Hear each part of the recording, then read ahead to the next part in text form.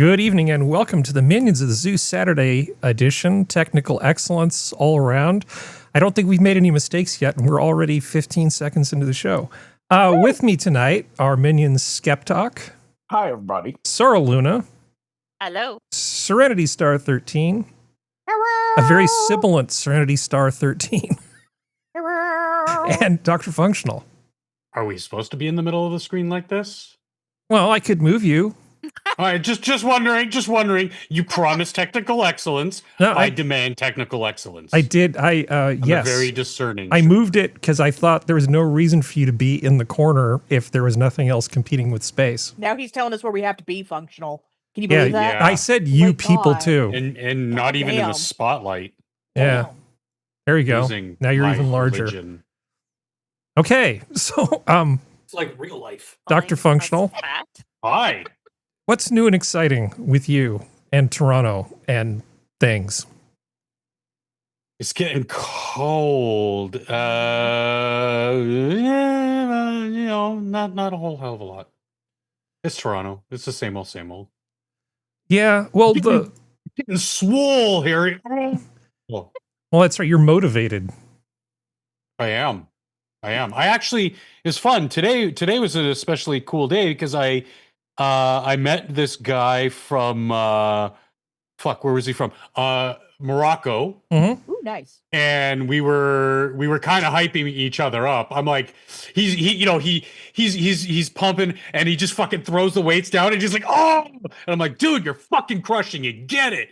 And he's like, yeah, man, we started talking, and then it started talking about politics.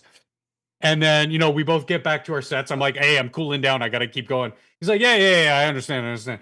And then this South African woman comes up to me and starts talking to me. And it was funny. She's like, yeah, it's funny because I really wouldn't hear people talking as openly as you guys.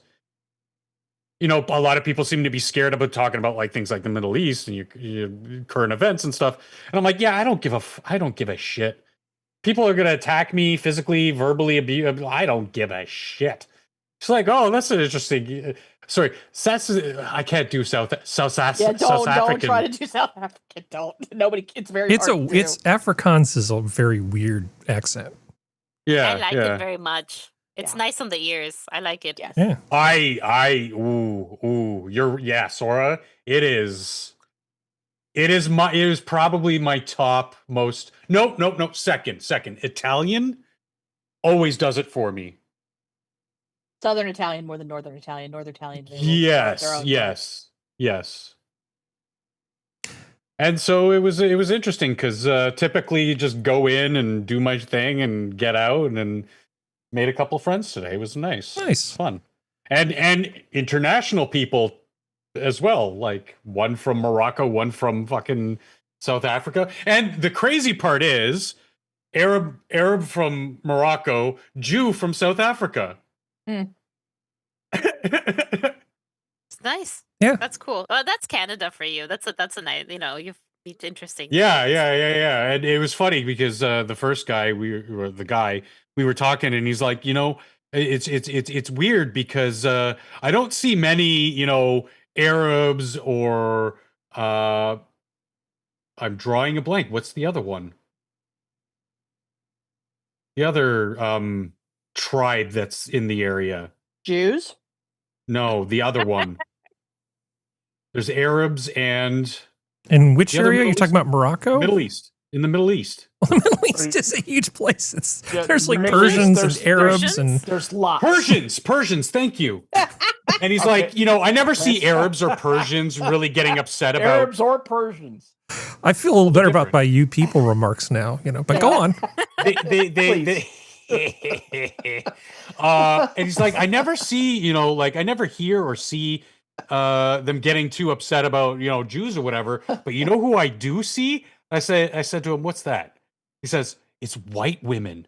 And I'm yes, liberal white women. You've got it on the nose. The guy's only been in Canada for 8 months and he already realizes this. He already realizes it. Hey, Skep, do you speak French? Well, a little bit. So we could take Cherchez la femme and change it to Beware the White Woman. So what would white be? Faites attention la femme blanche. The femme blanc, yes. Yes, there we go.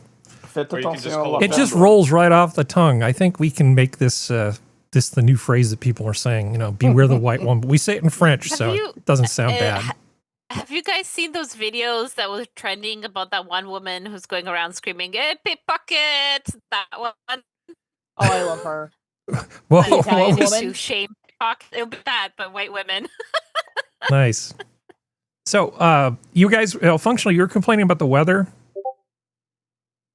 Oh, did we lose no him? complaints. Yeah. I like it when it's cold. Okay, well, He was just I saying it had was this getting sort cold. of pinned for the I'm beginning a complete 'cause snow monkey. I knew it was going to come up. A significant polar vortex slowdown is forecast, bringing cold weather for winter.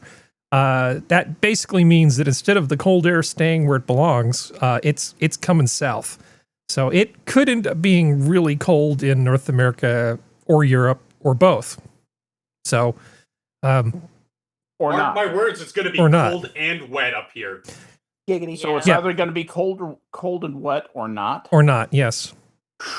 Okay. Well, Yours the point down. is that we know the cold air is going to go further south, but predicting exactly which areas get hit the hardest is kind of hard. Sometimes it's Minnesota, and other times it's Europe, and then it gets all apocalyptic. Hmm. Yeah, good times. Let's see, who is... predicting being used in kind of a Well, Yeah. weather and climate. I mean, at least this is weather we're talking about. yeah, right. Weather we can sort of kind of do, but it gets pretty iffy out past about 10 days. But Serenity Star 13, if that is your real name, how you doing? I am doing fabulously. Excellent. I- No, The only I'm sorry, what were you going to say, Skip? I was going to reply to something that there's actually a billboard in Singapore. There used to be. It says it's a permanent billboard. It's not an electronic sign, and it gives the weather. It's going to be 82 and humid today because that's what the weather is 365 days a year in Singapore, which is 1.5 degrees off the equator. Yeah, it's very simple. It's real easy. It doesn't change much. Yeah, but they still are they north or south of the equator? They're just a little bit north. Okay, so their toilets flush in the right direction. That's good. Yes, but I think if I ever went to Australia and flushed a toilet, it would be a little disconcerting. I wouldn't know I looked. I would look.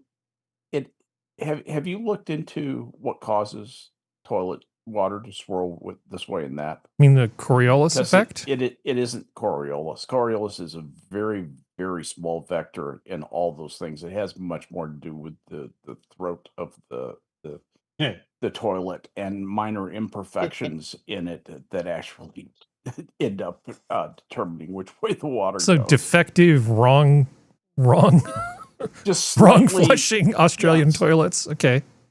I like the fact that we can sort of blame it on imperfections, because then we get to assign blame. It isn't just nature Well, you deciding only what get happens. the point is with Coriolis, you only get to see Coriolis ceteris paribus when everything else is equal because it is a minor vector Okay. and all that. Well, we might need to look into this more, Mhm. because Good these are the Lord, kinds of Singapore is- questions that we like to look into. But let me go back to Absolutely. Serenity. Good Lord, Singapore legitimately is 2 spits up from the equator. Yeah. I was like, how close is it to the equator? Yeah, 2.5? you are much further from the equator. Oh, thank God. I Yeah. spent 20 minutes of my life reading 2 articles on it, so I'll just have you know I'm an expert. Yeah, And you I've are. stayed in Holiday Inn Express. Yeah. The best way to look at it. Yeah, when you You go could be a TikToker. Exactly. when you go south, further south than you're used to, and you look up at the sky, it is also a little disconcerting. It's like Orion is overhead. That's odd. You know, it's just Well, things yeah, happen. that's it. Things happen when you go to other countries, and it's like, oh crap, that's not when the you sky go I'm to used to. Singapore, if you can see the stars, which is rare because Yeah, I it was is about to so say. humid and it's so muggy and so icky, the Well, air light down pollution, there.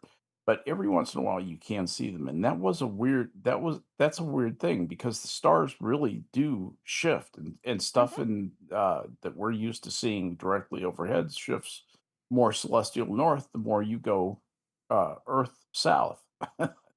And it does make the sky unusual looking. The other thing that happens is you notice the appearance of some very, very bright stars low on the southern horizon that are the bright stars of some of the bright stars in the southern celestial hemisphere. Mhm. Then you can see those. I mean, that's one of my best memories of the world right after Loma Prieta. Just laying out on the front lawn and looking at the sky because there was no power anywhere around me. That's a wonderful thing. I live in the black hole of West Virginia, the little black hole of West Virginia where there's no light pollution. That's right. So, Well, you don't. I walk outside, me no see shit. so No, I'm going. she actually does live in a darkroom part of the United States. She does. Yeah, the real ones. The clear sky map is Yes, pretty exactly. definitive It's on like this the on this only- point. Exactly. It's like the only on the Mid-Atlantic. It's the only one. Right. Everywhere else has got It light is the best pollution. one. It's the biggest one by far. Yeah, in Yeah. the east. Actually, Skep, there's a thing that's based on data from Canada's Meteorological Service. That's an app that somebody put together that does viewing forecasts. It actually is outstanding in terms of, like, you can say for a given location, show me what the viewing is like on an hour-by-hour basis for the next 3 days. And it's a beautiful app because it'll tell you, how much light pollution you're dealing with, and then it'll factor in the transparency of the atmosphere, atmospheric turbulence, cloud cover, light coming from things like the moon. It is a beautiful app. I need to find that and send it to you because it's pretty great. But I have the constellation map where you can it's on my iPad though, where it's like you go into it and it triangulates with your GPS and you hold it up like you're looking at the night sky and it tells you all the stars and the galaxies and it'll tell you it'll show you the entire constellation lined with the lines and everything like that. And it's really cool. Sky Guide? I Is it think it Sky Guide? is. I can't remember which one Yeah, I it's love called. that. yeah, That one's so fun because it's just like I shelled out for a pretty decent edition of Starry Night, which is a commercial package that's really good. It's a really nice thing. But I've seen some like Stellarium and a few other free things actually look pretty damn good. There's a lot of great things out there for just having a map of the night sky. Well, if I was trying to do something fancy, I'd pay for it. But I was like, I just want to look at occasionally where Orion is. Oh yeah, Orion's usually right over top of me. favorite constellation. It's a great thing. So I'm going to. I have a topic that I'm going to basically throw to you later, but I think I'm just going to throw it to you now. New Zealand Wildlife Park to euthanize 7 lions, citing financial trouble. No real options left. Oh, yeah, They've What some of them are the fuck? old, but some of them they're just like, we don't That's realistically have fair. a place to send these lions. I know. I mean, We'll you take can't just adopt them out. No, most people can't take a lion as a foster. Sounds like This quitter is talk so to me. sad. Yeah, I mean, Are this really they- bummed me out. Are they African lions or Asiatic lions? Does it say? I'm assuming it's probably African lions if they don't I say. think there's a Because usually if they're picture of them. they're Asiatic, they usually say because people it doesn't compute that there's such thing as Asiatic lions. Oh, a keeper was mauled to death by a white tiger inside the park in 2009. Oh, that's fun. Well, that shows you how well things are being I'm run. sure they deserved it. Yeah. Sorry, I don't know, but they have I- 12 lions and 1 Bengal tiger. Oh, has the Bengal tiger at least found a home? Yeah. By the way, Serenity, I guarantee you those are African. Oh yeah. Those are not Asiatic. Asiatics are that's a endangered species. That's a panther subspecies that's it's just in one state or something. if Well, it's like remember correctly. they're still fun to because they're just They've, they exist. They're just very, very scarce. Oh, yeah, they're very they are scarce, really but- endangered. but they're fun to like I love going to zoos that have them, like the Columbus Zoo has Asiatic lions. Mhm. And they're just fun to look at because they're so Panther-like. Well, they're 'Cause panther- panthers because they are panthers. well. It's not so much that you can see the lion in them, but they're just slightly different. Yeah, It's are. that kind of they stuff. look different. They look Yeah. different. But it's still really cool to. I just love seeing that kind of stuff. But it's You know like, one thing about them? What? They are so good at math. Oh I my would hope god. Oh my god. They're amazing. It's because of the tiger moms. Yeah, the tiger moms. The tiger Indian moms lions are- force the them Indian to lions study are math. Also very good. Yeah, the Indian lions are also very good at math. Good. All right. But this is so- terrible.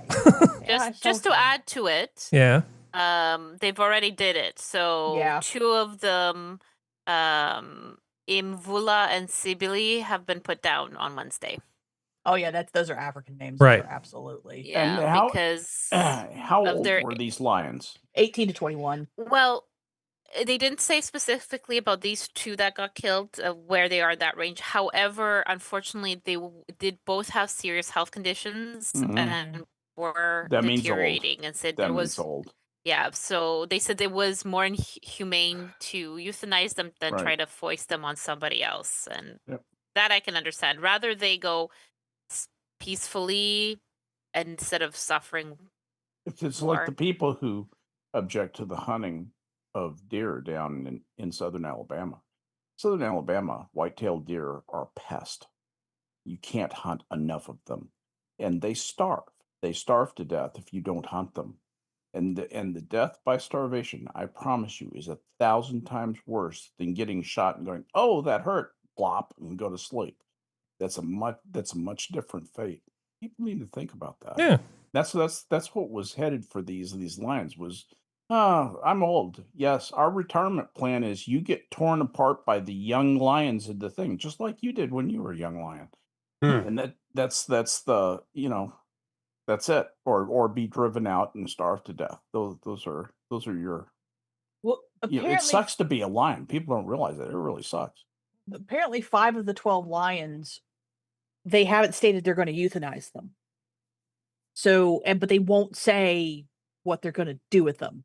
They might find homes for them, but If they're the younger ones, I hope they do, because if it's an extenuation of the gene pool for of lions in captivity, that is a good thing. Especially after the Denmark Zoo that had the F up where they didn't give the lioness the contraceptive and she got pregnant by her own son. Hmm. Like there needs to be a delineation of the gene pool. We need to keep them clean. Stop being stupid. Yeah. I think this is one of these problems that there's really no way to make it right once things go wrong. So if anything, internationally, we should probably be pushing for, you don't get to have lions if you don't have a promising looking financial future. If you don't have like a viable, if you basically we don't have a strong expectation that you're going to be able to long term take care of these creatures, you shouldn't have any. Yeah. I I really, really hate leisure zoos. Like, I understand there's a lot of zoos that have the funds and are basically a conservation, right? Yeah. And stuff. And it's helpful, it's definitely for a lot of species of animals, but there's so many zoos, like one that we have here, that I remember going as a kid and then going again as an older teenager. So now I'm having a different perspective of it, and I was sick. I wanted to leave immediately. Mm-hmm. And No, I have no sympathy for anybody who works there, like the people who own the zoo and stuff. There's no reason for us to have a zoo here. Period. well, there's some zoos that are complete and utter dog crap down here. Yeah, It's like, that's they true. Don't need to exist. Don't Well, need to exist. If they have animals that can be Have you ever seen rehomed, depressed, like seriously depressed in the wet, gross mud of Pacific Northwest, giraffes and elephants? It stays with you for the rest of your life. You'd never want to Giraffes see that don't again. need to be in Canada. camelopards. But if you have animals that can be rehomed, I don't think it matters quite as much. So, lions, that's a problem. But if you just have like a reptile exhibit, you could easily move those off to another zoo, I would expect. Well, it's like Hershey Park, which is an amusement park up in Pennsylvania, aligned with Hershey Chocolate. They have an American wildlife conservation zoo. and it's American, like North American animals. And because they're so far north, it's stuff like bison and stuff like that. So they have that kind of stuff where they have that conservation zoo, and that to me makes a lot more sense. Like if you're further south, yeah, you can have the hot weather animals like the giraffes and the elephants and stuff like that because it's better suited for it. It's kind of like having polar bears, like having polar bears in any zoo that's like further south than like Columbus, Ohio, to me just seems cruel and unusual because it's too hot for them to be further south than that if they're in a zoo. It's ridiculous. I wonder if the line in Saudi Arabia is going to get a zoo. Oh, it's absolutely gonna Probably. get a zoo. It's Saudi. It's one thing they like. They like locking things up. I'm sorry. Did I say that? So let's see. So Sora, Yes. anything new and exciting with you? I did my nails today. It's very exciting. Are they about what color are they? Like a marbly blue, couple are cat eye, split transparent with stars, with gold stars. Wow, and that sounds like work. They're press-ons. That still sounds like work. I saw, gosh, it was some, I've watched a lot of videos on a lot of things over the last week, and I saw this one where it was a woman with pale skin, black hair, and she decided to go for the black lipstick and the black nails. And I figure, man, you gotta, that's one of those things where you gotta commit. You gotta go all in or not. And she went all in on it. And I thought, that actually looks kind of okay. Yeah.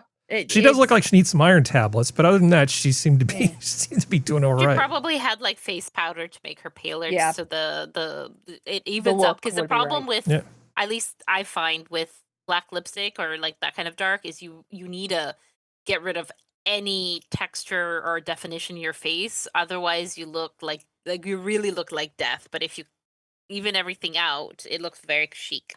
You look more like a specter. Don't get you. I guess it helps if I unmute myself. Okay, so yeah, I know, technical excellence. We're off to a good start so far. Sounds like something I'd do though. Yeah. Okay. Middle-aged man yelling at dead microphone. Yeah. I'm not yelling. Okay, and I'm also sadly not middle-aged. So anything else from you, Sora, before I go on to SkepTok and he says hi to everybody? I'm all good. You're good. Okay, SkepTok. How you doing, Harry? It's been okay. It's been an okay week for the most part. I was actually talking to a guy I know who's a NASA engineer, and we got into a conversation about engine design. I was talking about why my new motorcycle sounds the way it does, and I was talking to him, and we got into this whole conversation about different engine designs and cross-plane and all this sort of stuff. And he was talking about it being in his car. And I realized that we spent a good 15 minutes talking about nothing but like dude technology stuff. And it morphed into this conversation about Merlin engines and Spitfires and compression ratios and water injectors. And I'm just like, at the end of it, I was just, I feel good. It was so nice to have a conversation like that IRL. And when it ended, I said, man, we just went 15 minutes, talked about nothing but like just engines and stuff, and we didn't even mention Rome once. Look at us. Engines? Nice. Yeah. Nice. So you get your man achievement unlocked. Yeah, no, it felt good to have a proper conversation, with another adult dude that was about just stuff that, interests us. Yeah, just interesting stuff. There's nothing like that. It makes you feel better and kind of reduces the cortisol and ups the dopamine. I enjoy that. We like doing it in front of lots of people, and we're doing it in front of a lot of people tonight. Look at that segue. Jay Blizza is here, and Blue Eyed Scream is here. Nice to see you guys, and coming in and being a part of the show with your comments. We've got Cryptic is in the house. Green Badger is also here with us, and there's a lot of activity in chat. People are talking a lot. it's hard to go through and see. I think I've covered everybody, every unique person in there. The other thing is the members of this group are also being very active in chat. So, hello everybody. We love doing this for you guys, and love to have you be a part of the show this evening. And thanks for joining us. It's great. It's great to be here. I have a story for you, Skep. Do it. The internet was born this week in 1969 and immediately glitched. Only 2 of the 5 letters in the first computer-to-computer message were received. Now, you know and I know that this isn't really the internet. No. What it was ARPANET. Right. But Yeah. still, The first this is significant, I think, because this was sort of like the birth of the pre-internet. And it's a significant date, and it shows that you've been around longer than the internet. So have I. Oh, even the absolutely. ARPANET. I mean, I've been around. There were there was just barely electronic phone switching before I was born. Mhm. Just the very beginnings of electronic switching. Most of it was mechanical switching. People don't realize that back in the 1920s, they used to they had serious estimates, and I mean these were the top experts in the world, believed that 50% of the jobs by 1950, 50% of the jobs in the world were going to be, wait for it, telephone operators. Mm. That's what the electronic phone switch did for us. Was it gave us because just their predictions for what it was going to take to have humans to complete all the connections they were anticipating, given population demands and the economic ability to obtain a telephone and to pay for service. They realized they were going to have a real problem, and that was an industrial efficiency that saved our ass, basically saved our communication system. Yeah. The automated manufacture of buggy whips was pretty handy too. Can you move a little closer to your microphone, please? Oh, yes, I can. You get comfortable and then you get further away. That's exactly what it is. I'm in a recliner, and I really ought to be talking into the mic. Well, plus you got this. that proximity effect. It makes you sound like a broadcaster. That's good. The internet used to be such a tedious thing, and people talk about the internet. And you and I are both a little anal retentive about what we would call the internet.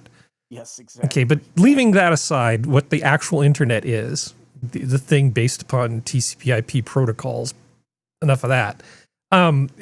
Most people just sort of have like this idea of like just it's about being able to connect to computers. I found this cringy old video where it's how to connect to the internet in 1984. I probably won't play the whole thing, but just to give you a taste. Julian, I see you have your computer linked to the telephone line. Can you tell us how you did that? Yes, well, it's very simple, really.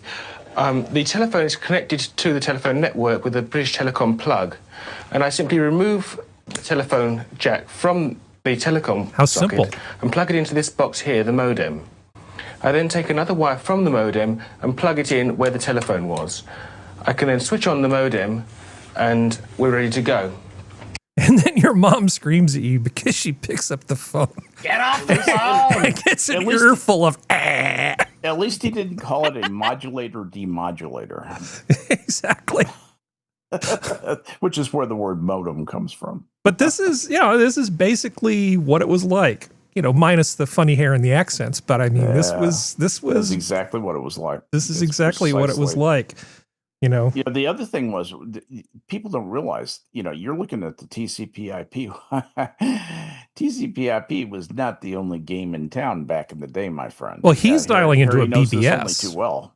He's dialing into a BBS. He's not really on the internet. I understand that too. Yeah, I understand that he's on the telephone internet. He's using a TTY to connect to a walled garden that probably wouldn't exchange email with other BBSs. I mean, it was not great back then. No, this was basic modem stuff, and in fact, the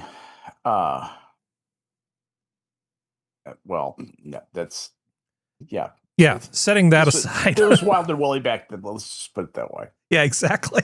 But this is just a roughly how painful it was even in 1984. But in 1969, the ability to just get two computers to talk to each other directly, that was like a big deal. Oh, that was huge. I can remember the first time we used a Hayes 1200 modem in the office in this little software company I was trying to start back in mid 80s, and it was Harry, it was like magic. It was like magic had come to life. Oh, I know. The first modem I used was 30 baud. So 30 baud. Yeah, Yes. trust me. Yeah. Actually, if you want to know, my first one was 110, 110. You remember the old 110, right? There were many modems that they were rated at 110 baud. Nice. All right. Well, before we go any further down that, let's see. We've said hello to everybody, right? Everybody's good. Anything else? Anything else we want to start talking about before we talk about all the stuff in the spreadsheet? I mean, or some of the stuff in the spreadsheet, because there's no way we're going through the whole spreadsheet tonight. Okay, so we've polar vortex. We've talked about the internet. Serenity. Yo. Okay, so I've had a number of discussions with people about this whole EBT thing. And IRL, okay, somebody said, what is going to happen to all the Mexicans and, Latin people with this EBT thing? Because we see all these videos of people of color getting very upset about not getting their EBT benefits. And I said, just off the top of my head, my initial response was, those people are going to be fine. Okay? Because they already have multi-generational families living together. As long as somebody's making money, there's going to be a bag of beans and a bag of rice, and the abuela is going to make it taste great. It's not going to be a problem. I mean, is it going to be inconvenient? Yeah. But it's not going to be a catastrophe for the Latin communities in the US if EBT goes down for a month or two. And I was thinking, is that actually true? Or did I just say something incredibly stupid? And as I was sort of researching stuff for the show, I stumbled across this. Feeling bad because Mr. Donald Trump not give you more food. Can you hear that? Yep. Yes. Okay. $3 is the solution. Let me show you something. Look, Jose Ole taquitos, only for $1.25. Extra large burritos, $1.25. Big pack to fries, $1.25. Sliced onion rings. Oh, those are good only onion for rings, by the way. Those are good onion rings, Pack yeah. of smoky sauce, only for $1.25. Coca-Cola, only for $1.25. Everything is for $1.25. But before to come into shopping here, you need to start to work. Yep. You need to start to work. I love that. That's funny. Yeah. This is a little different than the other videos we've been seeing where people are talking about EBT. Again, like we said, I have no problem with the deserving poor being taken care of. In fact, we probably could do better for them. I have a real problem with people that are just buying tons and tons of crap on the taxpayer dollar, where it kind of gives the impression that maybe we're being taken advantage of a bit. Just understatement. But it ties into the whole idea of struggle meals. And as I was sort of like, because I'm always on the lookout for stuff for the show, and I found this nice lady, and she's the Southern Frugal Mama, 4 recipes that are delicious. And she basically saying, of struggle meals that you can get, the Mexican ones are the best. If you want to make something that tastes good for not a lot of money, Mexican food is like one of the easiest things to get to. And Southern Frugal Mom is going to spend 28 minutes and 29 seconds talking about it. So clearly we can't watch the whole thing. But it's really easy to make Mexican food that doesn't taste like crap. It's also cheap. Yeah. I mean, we do a lot of Mexican dishes in this house because we like Mexican food, not necessarily because it's cheap, although we appreciate that. But it's easy. It's easy to prepare. It's not like Chinese cooking or Thai cooking, which is incredibly expensive and hard as hell. Mexican cooking is bonehead simple, most of it. But it's time consuming. It's a little bit time consuming. It's a little bit time consuming. So to make anything good, you got to put stuff got to cook for a long time. You got to put some time in and you got to plan ahead. And that's what people don't like. You can't just push a button and magically have nuggies come out of the microwave. Proper refried beans are actually really hard to make. Really good ones. The ones that just make you drop dead. Excellent refried beans are hard to make. Oh, man, anyway, we're not going to talk about that. But right. I sent this video to Serenity, and it's the boomers versus Gen Z trying each other's struggle meals. And I made it very clear who was the only one I would eat. A turd. Yeah. I don't know what this is. It's a crouton, darling. No effort. Proper struggle meal. See, and they go through their little thing, and I mean, newsflash, the woman in the upper left is just unbearable, right? Looks that way. Yeah, and I realized that some of these things they were making, they would say, oh, this isn't a struggle meal because you put too much effort into it. And I'm like, wait a second. I've just come to realize that we don't have a common working definition of what a struggle meal actually is. I was just going to ask, what is a struggle meal? Yeah, exactly, which is why I reached out to Serenity, because I know we've talked about like wholesome food and cooking and just having things make sense. And I kind of wanted to sort of tag you in on this sort of thing, because I know for me, a struggle meal is frugal cooking. Like when my dad was on strike one time, I remember a whole week of spaghetti with cheap canned tomato sauce. And that is definitely cheaper than eating meat, right? And short term, you can totally do that. But for me, that was a struggle meal. Boxed macaroni and cheese for, 2 boxes for 79 cents a box. Struggle meal, right? Yeah. That's a struggle meal. But I mean, what do you think of this whole thing? Nice. Am I wrong to think that these people don't understand what a struggle meal is? I think the Indian lady is the only one who kind of got what it meant. Yeah. Because hers was it was all put in the same pan. It was for those who didn't see the video, it's a lentil and greens and stuff kind of meal. Like it's a very one pan, throw it in the oven. You got to let the lentils get water in them first, but it's a very basic, but it's got protein in it. It's got fiber in it. So that's closer. But struggle is both physically struggling because you're just tired or it's just been a long day, as well as monetarily struggling. Now it can be either or it can be either one as well, but usually they go hand in hand, because what we call struggle meals now were also at one point called depression meals, at least from what I've seen. The internet backs Serenity up. It says a struggle meal is an inexpensive, easy, and often quick meal made from basic, sometimes random ingredients, typically prepared when there isn't enough time or money for a more elaborate meal. Yeah. Because I'm sorry, go ahead. Go. Well, no, it's like, because we were talking to Geodes, and I was like, this household, because we's country as fuck, we have the 3 starches, because we're not big beans people, but we have rice, we have pasta, we have potatoes. Potatoes are the most satiating food by at least some of the charts that have been done by some think tanks. But potatoes are also a lot more fun because I have enough Irish in me to enjoy them. But literally, struggle meal I've had in the past is jarred salsa, baked potato, large baked potato, a little bit of butter, a lot of cheese, and salsa on top of it. That has been my potato goes in the microwave because I ain't willing to deal with anything else. Goes in the microwave till it gets hot enough. Throw some cheap cheese, either cheese I've broken up that I bought in blocks that I broken up by hand because I didn't want to shred it because I was too lazy. Or shredded cheese that I bought that was on sale, and then cheap salsa that I got on sale. And that was it. And I've eaten that more times than I care to count. Because it fills me up. It scratches an itch. It gives me a little bit of protein, gives me a lot of fiber, gives me a lot of, not a lot of fiber, gives me some fiber, gives me a lot of carbs. Well, I kind of nerd out about vintage cookbooks and stuff. So I've got like vintage books that go back to the 17th century, reprints, obviously. I've got books on wartime meal preparation during rationing, both English and American. And I've also looked at Depression era cooking because I don't know, why not? I kind of find food history to be interesting.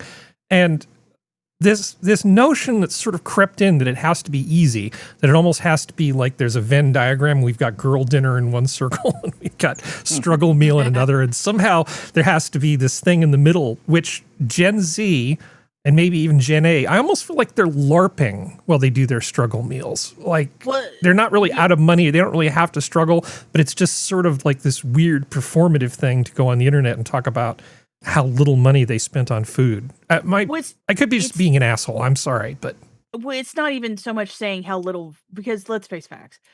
A lot of the people on the internet, especially those who try to make a job of it, a lot of them, especially, and younger millennials are part of this too. They talk about how they never have any money, how they have to struggle. Oh, I can't have kids because I don't have the money. I can't buy a house because I don't have the money. And then they DoorDash all their meals because they refuse to cook. DoorDash is pretty great. It is, but it's not cheap. So that's the money kind of, vacuum.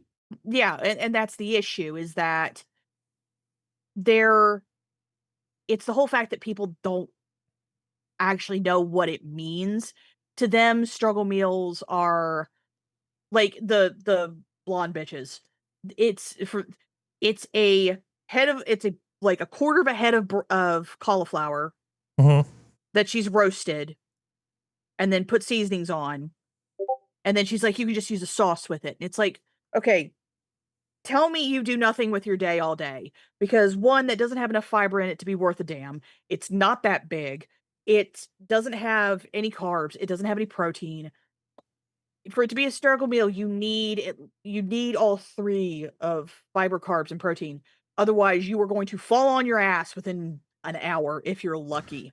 No, just wash it down with like a Venti Grande Deluxo. Well, that's the thing. Like instead of cooking the food, they'll buy like the protein shakes and drink protein shakes, or get like the protein powders, which that's okay, but that can't supplement. Like, it's not meant to fully supplement real food, and that's chipped beef on toast, shit on a shingle. Hey, buddy. Yeah. Well, I mean, here's some depression stuff. But go ahead and finish your thought. But that's beef and noodles. Beef and noodles is what I grew up on. Yeah. I still love beef. I love beef with brown gravy and egg noodles. That is my favorite freaking thing. Hoover stew is really good too. But I'm West Virginian. Like, we grew up on this shit because that's just how it is, and that's how it was. But it also just kind of depends. Like, my grandmother actually grew up during the Great Depression, but they never really suffered for food because where they lived, they were able to have at least the equivalency of a community garden. That the small, like, little neighborhood they lived in the small city that's my grandmother grew up in, they were able to grow a lot of their, like, the tomatoes and the cucumbers and zucchini. Zucchinis will save your life. They grow like nobody's business, but if you're zucchini is basically a weed. But if you're hard up for food, those things will get you through. Absolutely, that's great stuff. That's great stuff. But and that's kind of the thing of, like, a lot of people just don't. I'm trying to be as kind as I can, but I can't. A lot of people, and a lot of it's my generation and younger, some of the later born Gen Xers are the same way. They don't actually understand what a struggle is when it comes to both financial and food-wise. Like, my state's not well off, and I grew up with friends in elementary school whose parents couldn't afford to pay for food. Like, and so there was this kind of thing by the parents behind the scenes that we didn't realize until we were older, would have, oh, I accidentally made 2 lunches because I screwed one of yours up. How about you take it to school and see if someone needs it? That kind of stuff. Even though there were free lunch programs, kid could take it home and have something for dinner because the parents were doing their best, but they just couldn't get there even with food stamps sometimes. And that's the thing. Like, that's what I grew up with. And a lot of these people, like, just the once again, using the blonde bitch, the cauliflower stuff, like, that is so much effort, so much work for so little return for what you need that food to do. Cauliflower has fiber, doesn't it? It's not a lot when it's the only thing on your plate. Like, she's not eating it with any sides. It's just like a quarter of a head of cauliflower. Cauliflower So, is like, not no really egg cheap. or anything. Yeah.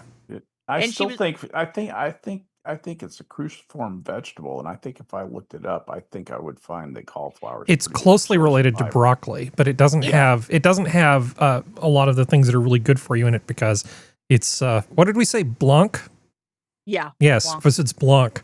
And that's the thing, like, you need more than just the cauliflower. The cauliflower is still good, but it's the way she made it to me was a side dish. Like, you have it with like a piece of chicken or something like that. It's this way you have a little bit of a difference in texture and stuff like that. But it's not meant to be the whole meal. And for her, that was a whole meal. Like, she was pulling it off, she's trying to say it was a whole meal. Well, I want to throw to definitely not functional. Yeah. Functional. So your food is like it's a struggle for a different reason.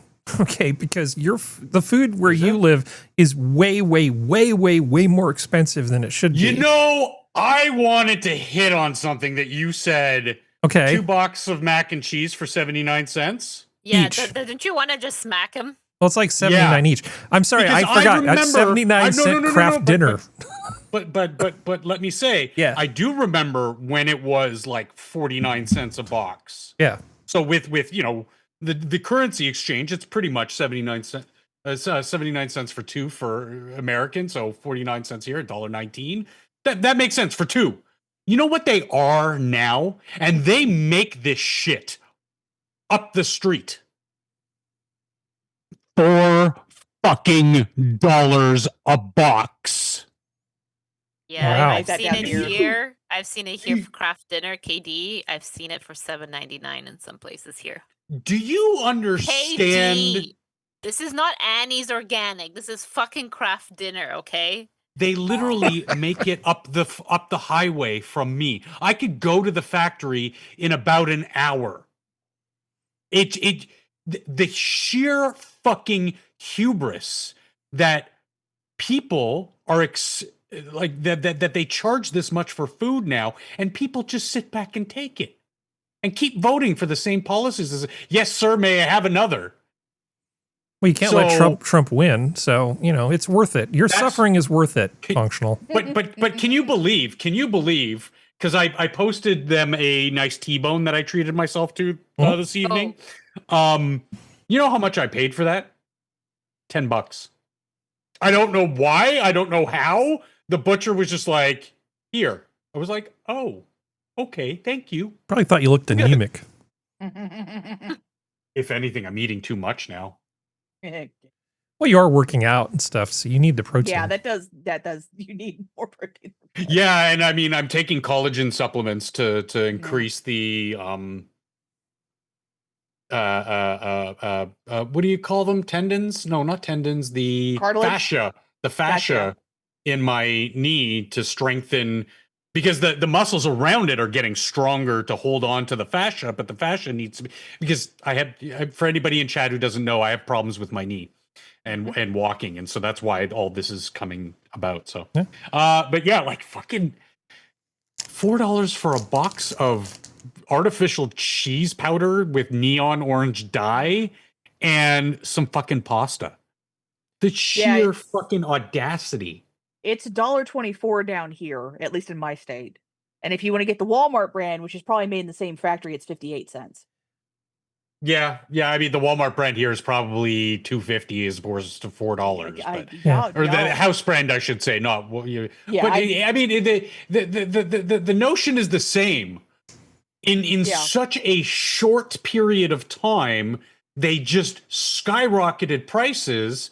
It seems like the older people who saw, like me, who see that prices were way more reasonable previously, and they just said, "Well, fuck you." The young people are the ones who are voting and buying all this shit. Ha ha ha ha! And it's like, what? Yep. Well, you should be angry.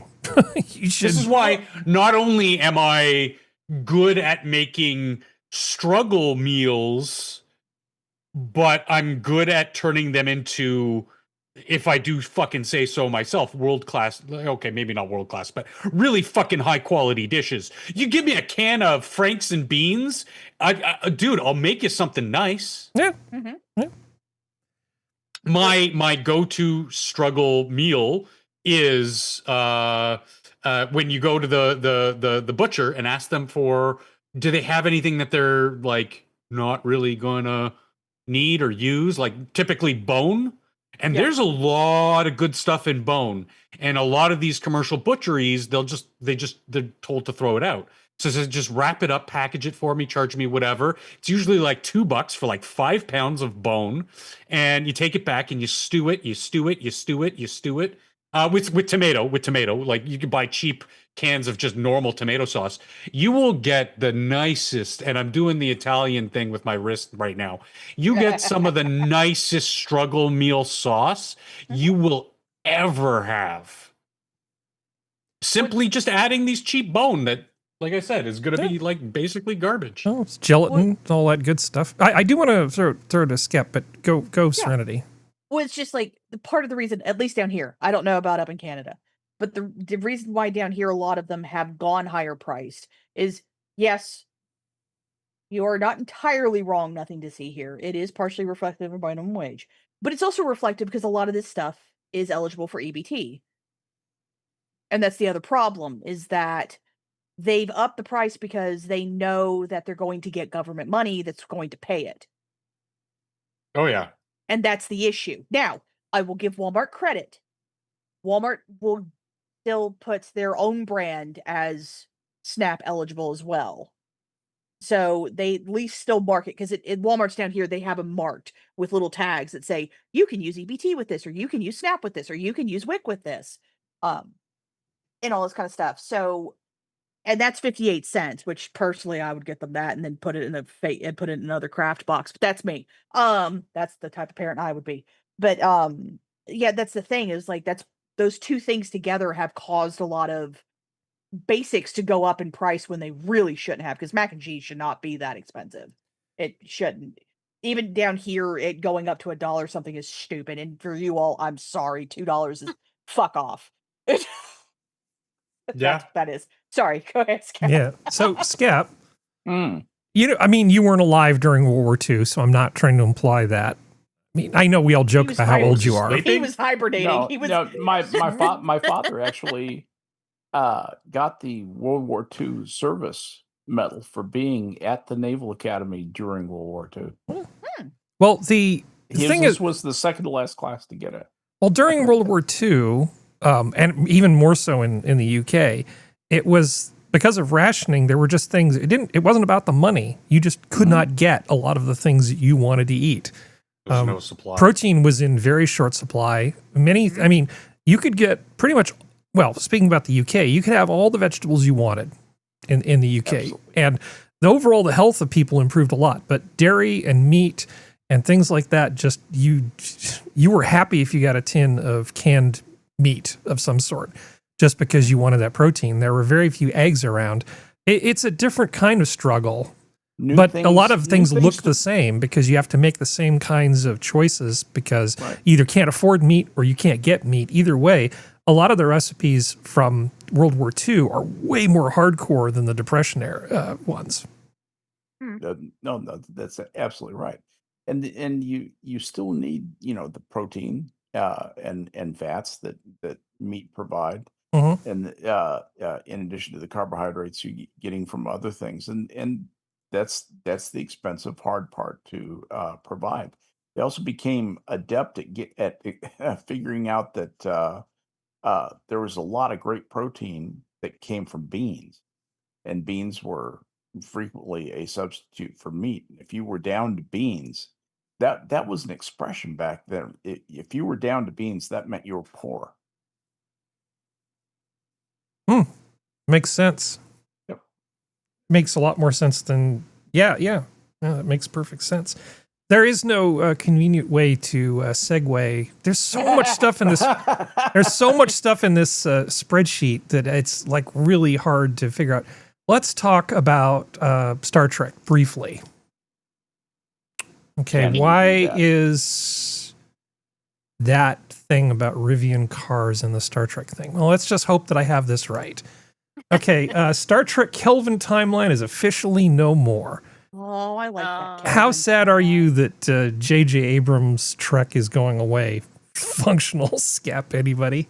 I'm I sad. liked it. I really liked his series. You did? Yeah, very much. Same. I liked it. I liked all the movies. There's things I like about it. I mean, I think that Carl Urban as Bones was not a bad choice. I don't even particularly mind Chris Pine as Kirk. I just thought that the writing was not as good as it could be. It was awful. Well, okay.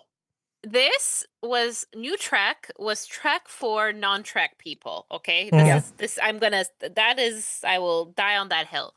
It brought in a lot of people who enjoyed it. It made a lot of fans, and okay, those fans may not have crossed over to watch any of the old shows, and I think that's perfectly okay. I think they enjoyed it, but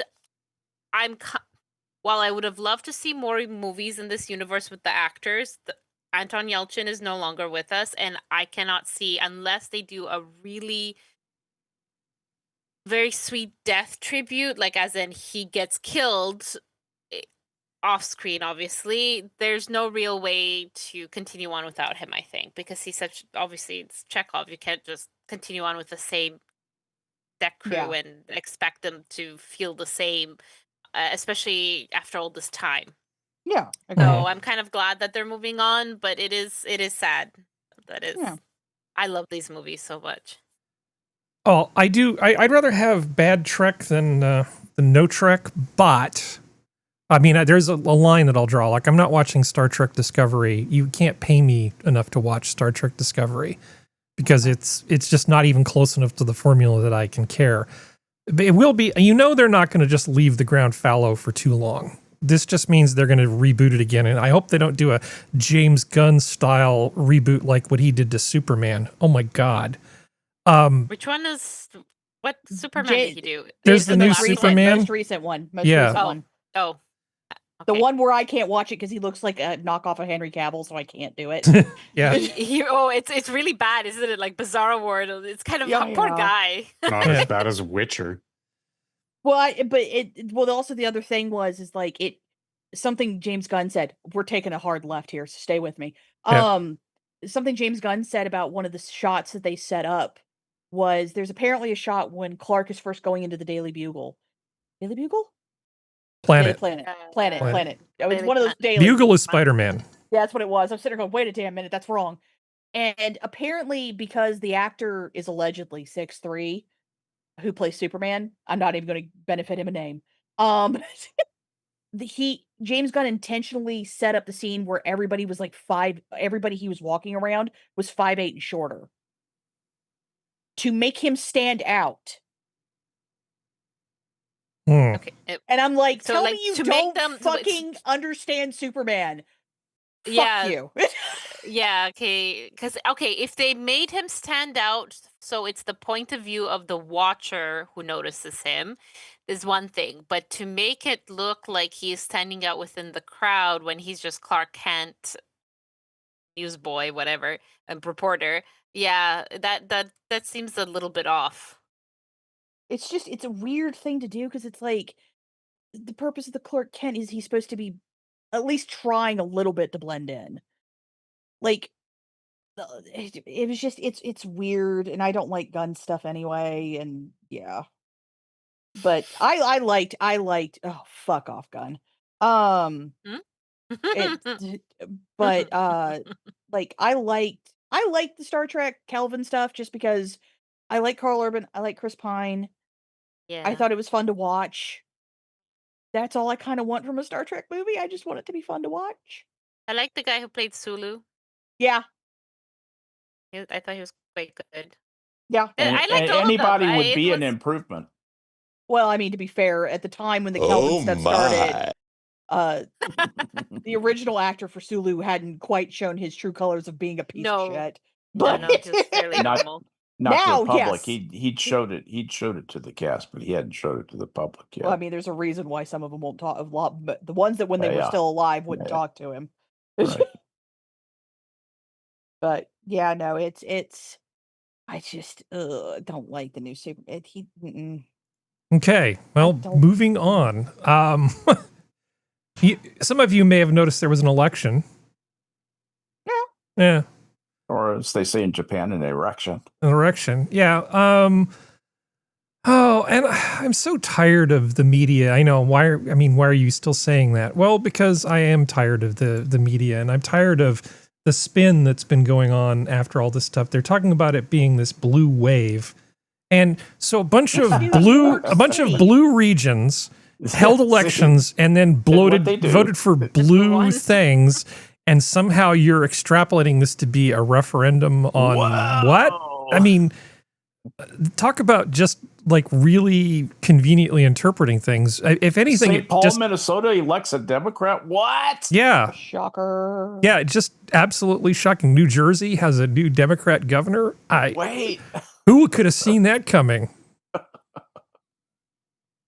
How absurd. Yeah, who could have seen that coming? It's that happened, and then of course here in fantastic California, we had an election to basically give the Democrat-run legislature the ability to gerrymander to their heart's content.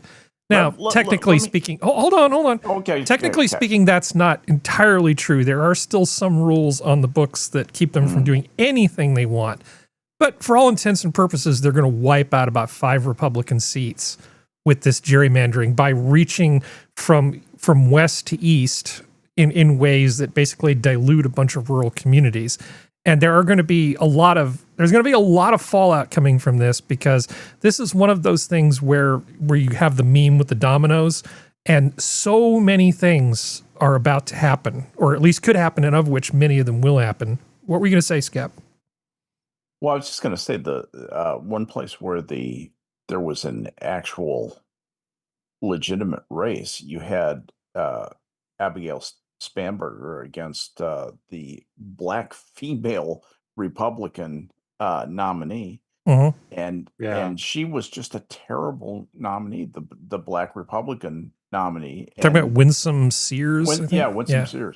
The name escaped me for a minute. She made a run of it. Abigail Spanberger should have thumped Winsome Sears. Winsome Sears is a very unappealing candidate. Let's just put it that way. Just a lot of baggage, a lot of problems.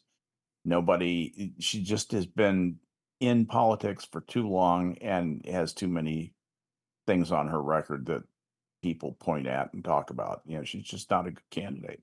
And she still made a run of that. I think the Democrats ought to be shitting bricks after that election. They should be scared. Yeah. Well, I mean, even the New York one, like, Cuomo was never going to get it, no matter what he convinced himself Come on, of. that was absurd. But the fact that a Republican was even mentioned for the New York mayor thing was kind of a big deal, because the last one was Giuliani, because Bloomberg didn't run as a Republican, right? No, Bloomberg was a Democrat. But you're talking about Curtis Sliwa?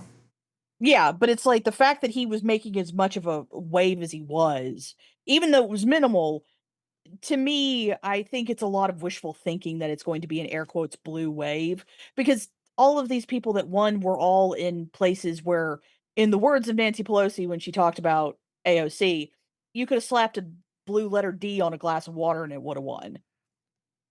So, Serenity, the thing about the New York race is we're going to be coming back to this particular trough a lot, because bad things are going to happen, and we're all going to have a large dose of schadenfreude about New York City. Like, as I've said before, thank you for taking the heat off California by being worse than we are. But if there is a lesson to be learned from this, if the press was being honest, they would say something more like, what we saw here tonight was that you can't just dust off an incredibly unappealing Democrat, put them up, put a D on them, and expect the people of New York City to just dutifully vote for him. They chose an incredibly terrible candidate because they did not want to vote for Cuomo, because he had the ick factor. Yeah, and they're never going to vote a Republican. No, they're never going to vote a Republican. That's just not going to happen. Not for another few years. Not unless there's a massive fuck up by Mom Donnie. But he did get donations and matching funds and all sorts of stuff. And you know, as you would expect, there are people that he knows that are on the payroll. This always ends up happening, whether, you know, whatever organization it is. You know, we saw a lot of that with Black Lives Matter, the organization. But really, what the shame here should be on the DNC, because they should have put a good candidate up, not just decided, well, we don't really want to get rid of Mario Cuomo. No, not Mario. Which Cuomo is it? Who gives a fuck? Whatever. Shemp Cuomo. Yeah. They're all the same. Lou. Yeah. Lou and Carl. Yeah. So, no, who was the Fredo Cuomo? So we didn't, you know, they just put him up after all of the stigma that he had, all of the taint from the people dying in the nursing homes and the sexual harassment stuff and all this stuff that was going on.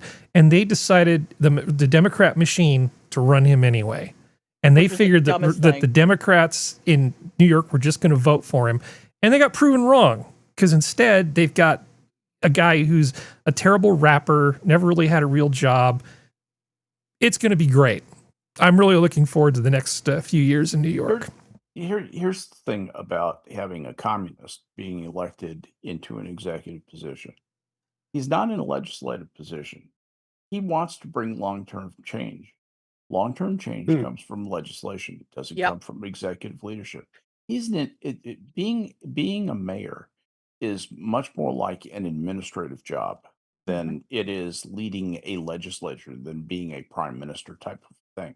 He's going to be responsible for a city, running everything from sanitation to the courts, the police, all the city services, make sure that the city remains open to business. I think what's going to happen to this guy is he's going to go in there and he's going to find himself overwhelmed. He's going to surround himself with what Steve Ballmer used to call administrivia.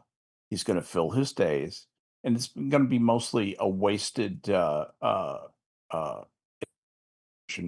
a lot of nods, a lot of public nods to, you know, rhetorical ideology of the left, and not really much more than that. Just kind of New York marking time and decaying for the period of his time. He'll make no progress in making that city better. No.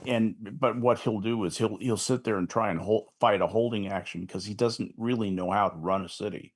And and the other thing is, he'll try and pursue his own mid-wit speculation ideas. And he is not a deep thinker. There's nothing about anything that he said, any conversation I've seen him had, that makes me think that this guy is a profound political thinker or an executive or managerial person who can manage this job. No way. But won't he have like advisors, or there's people there? They're not going to Sure, just of course he let will. him. But he picks run them. the place. And you know, his advisors are people who tell him things he likes to hear. Yeah. That's who We're his gonna advisors have are. we're gonna have what we had. I mean, it like, and as much as I hate to say it, there's a very good chance it's going to go back to the way New York was in the 70s. Yes. And Quite you're right. going to have a lot of yes men around him who are just going to do it to be able to launder money and get it through, because they know he's going to be a useful scapegoat if they do get And caught. Times Square is going to become a mugging farm again. Oh, And a slip hazard 100%. with the legalized prostitution. Word up. Yeah, but that's the thing of that. Disgusting, but It's like watching someone run for student body president in high school, and they promise things that they can't do. Like, he can't do half the shit he was talking about, and it's just like, the only way he can is if someone gets, even then, like Skep said, it's a legislative thing. There's going to be so much he has to get on his side to even start the process. Well, there's not going to be free transportation. There's not going to be free stores. There's not going to be any of that shit. Well, I want to address Serenity's thing when she's done. But that's the thing of like, this is not, sorry, my freaking dyslexia is kicking in and I'm trying to say 4 thoughts at once. Everything takes time. And he's like, once again, it's like the struggle meal stuff. It's like people doing the DoorDash. Everybody expects to go and everything shows up. And you can't do that kind of stuff. If you do want to do it, overnight. It's going to take, if you're lucky, it's going to take years because of just the amount of stuff you have to do and the rewriting of and getting people on your side to rewrite legislative stuff. So this way the red tape gets out of your way. And he's a figurehead, and he's a worthless figurehead almost, because it's like, at least I don't like Cuomo's. I don't like either of the Cuomo's. But they knew how it worked because essentially the Cuomo's were like Kennedy's light, which means they were kind of the mob. Well, they're kind of like the Trudeau mob, Yeah. or like, because it's But the father that's- and the son and the, yeah. But the other thing that I think is going to come of Mamdani being in power is that we're going to see a version of, once again, like it was in New York in the 60s and 70s, with the mob coming into power. And I don't mean the Muslim mob or anything like that. I mean the actual Italian mob going, this motherfucker can't do this shit. Fine, we're going to do it our damn selves. And then coming in. He's not And- caring about the Italians. I know, but what I'm saying is they're going to come in to protect their own. Like, you're seeing that already in the Jewish community in New York City. You're seeing that with the Asian community in the New York City, where they're having to police themselves because the police force has been so castrated by dumb fuck who came before and all that kind of stuff. And you're going to see the mob kind of, I think we're going to start seeing mobs come back in a different way. The mafia come back in a different way. This is not London. London and New York are nothing alike. And I think on some level, Mamdani thought he could be Sadiq Khan 2.0, and he doesn't understand there's a massive difference between just our political systems, but New York and London are nothing alike. And he may wake up with a horse head in his bed. Let's put it that way. Well, If he does it. He does want to himself. be like Sad Dick. You're right about Oh yeah. that. Oh, he absolutely does. 100%. You can tell by the way he dresses, the way he talks now. It's like copying Sadiq Khan. If you watch some of Sadiq Khan's earlier interviews before Sadiq Khan looks like he's wasting away, man. He looks like he's starving to death. Yeah, that job's not going to be easy on your Constitution. But you made several points. I just want to say something before I forget what you said. But part of the problem with Mamdani is that he doesn't have the authority to do a lot of this stuff. It has to come from the state. It has to come from the state level, a lot of the taxes and things that he wants to do. However, and this is the thing that occurred to me, a very large percentage of the population of New York State lives in New York City, right? And of that group, a very large percentage of them supported him to be mayor. Kathy Hochul is the governor of New York State. Now, she has come out and said that she doesn't want to see flight of wealthy taxpayers eroding the tax base, and that she is not in favor of all these things. But here's Mamdani with a fresh win, and a pretty good win at that in terms of percentage. So his voters are her voters, right? So she has to, at one time, she sort of knows the right answer is not to give him what he wants. But the amount of pressure that she's going to be under to give him what he wants might be enough for them to actually give in. Because she's got to be feeling the heat with that many millions of people wanting Mamdani's proposals to go through, and those being her voters at the same time. I just would not want to be in her position right now. Oh, I wouldn't either, but it's also because she's a dumb bitch. But I don't like her either, but that's neither here nor there. Yeah. She's not very likable to begin with. No, she's an arrogant wearing a Vax necklace. Get over yourself. But that, and you are right. But if there's one thing we've kind of learned is that,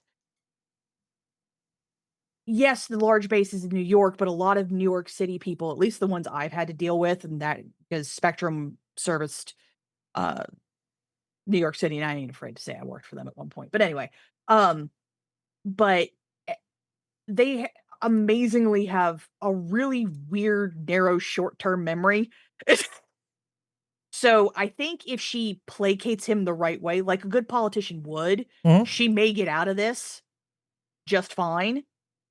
Because she can make false promises too. But it's going to depend on how much Mamdani fails before she comes up for governorship again. Yeah, there's definitely a timing issue. But can I direct you to the article that I'm displaying? Go for it. which is Newsom holding a rally in Texas after redistricting win in California. So, I mean, we all know what this is really about. It's about him going to Texas and basically trying to put himself on the national stage and gloating about how he basically undid the effects of their gerrymandering. This is not really the classiest thing, which wouldn't you say, Skep? But it's smart. This is him going through and looking really rather small. Yeah, he should be quietly salting away this Texas victory, not publicly gloating about it. His little bit of gerrymandering. I'm not too impressed by it. You know, the Republicans, if you look at the gerrymandering possibilities, the Republicans can actually do it harder to the Democrats than the Democrats can do it to the Republicans on a national level, at least that according to two analysis that I've seen. And this is going to end up being a wash with a lot of Sturm and Drang, but no net effect long term. No, that's true. Well, there are some things that are going to happen. Again, IRL had conversations with people, and I said the first thing you're going to see is the Republicans are going to say no bueno to this sort of thing. So California GOP files lawsuit aimed at blocking Prop 50, saying it favors Latino voters. Essentially, this is a little bit of spin from ABC 7, but it's racially biased. That's the thing. So there are some of the rules. We'll see if Prop 50 holds up to this challenge. It probably will.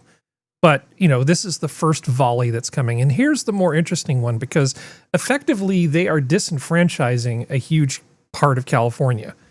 You know, you felt irrelevant before. Here, enjoy what's about to happen to you now. All of those things in the upper right part of California, those people are pissed. And a lot of them have been talking about becoming part of Idaho or Nevada instead, or becoming their own state. And this is going to add a lot of fuel to that fire. As well it should. Sorry, I heard somebody talking. Who is it? That was me.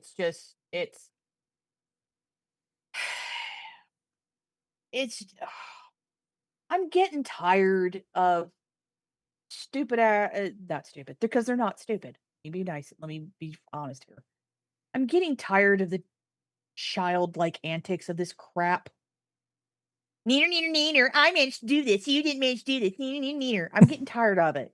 Like, I'm not. I know politics is not a clean, kind, intelligent. Well, it isn't. You have to have a level of intelligence. It's not a clean, kind game. I understand that, and I get that.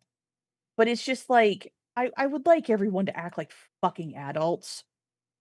Like, Sorry. I know it's it used to be kind of civil. Well, certainly compared to the way it is now, and now it's everything's just off the rails. And the thing is like it's just like the redistricting thing. It's like it just makes you tired, doesn't it? Yeah, it's just like I hope it blows up in his face. Like I had told Sora earlier, I refuse to get blackpilled. I will never be blackpilled. You all can kiss my ass. But I hope for the best, prepare for the worst, and my best hope is that this blows up in his face horrendously, or at least just a little bit. I'll take a little. I'll take a little bit of a blow up. Same thing with Mamdani in New York. I don't want the innocent people of New York City to suffer, but at the same time, if it happens because Mamdani is not capable, then it happens, and that's something that has to happen for some people who at least have a little bit of an open mind, or at least have the capability of having an open mind to learn from. And that is what I am going to hope for in all of this. Who played Snake Plissken? The Escape from New York? And Kurt Russell. Was Kurt Russell? Yeah, Kurt Russell. I look forward to the memes. Yeah, like this is the one thing with both Mamdani and this Prop 50 thing, the meme rich environment of it all. It's just gonna be insane. So how about some palate cleansers? Woo! Okay. I could use it. Well, okay. Well, I mean, I've got a lot of palate cleansers. Go for it. Let's start I'll tell you when to stop. Here, okay. Okay. Okay, here's a vintage ad. Let's see. Not today. Oh, where'd you go? You are not going fishing today! You can tell it's an old ad because he's not being made to look like an idiot. Ugly Stick, America's strongest, most sensitive rod. That's a giggity. That's a big old giggity right there. That is a giggity. That made me laugh. That's a giggity.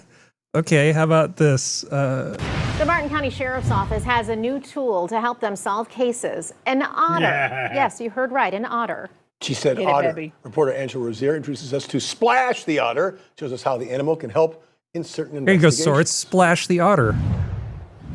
Stupid for an Well, the otter. sheriff here in Martin County says this is It an needs innovative something tool like they can use to help this. solve the cases. It's a crime-solving otter. Splash was the otter of the hour here at the Martin County Sheriff's Office Thursday morning. You can't blame him. what a Just sweet look at that baby. face. He posed for photos. Makes sense. He has his own Instagram account. He loves getting a pat on the back and even kisses.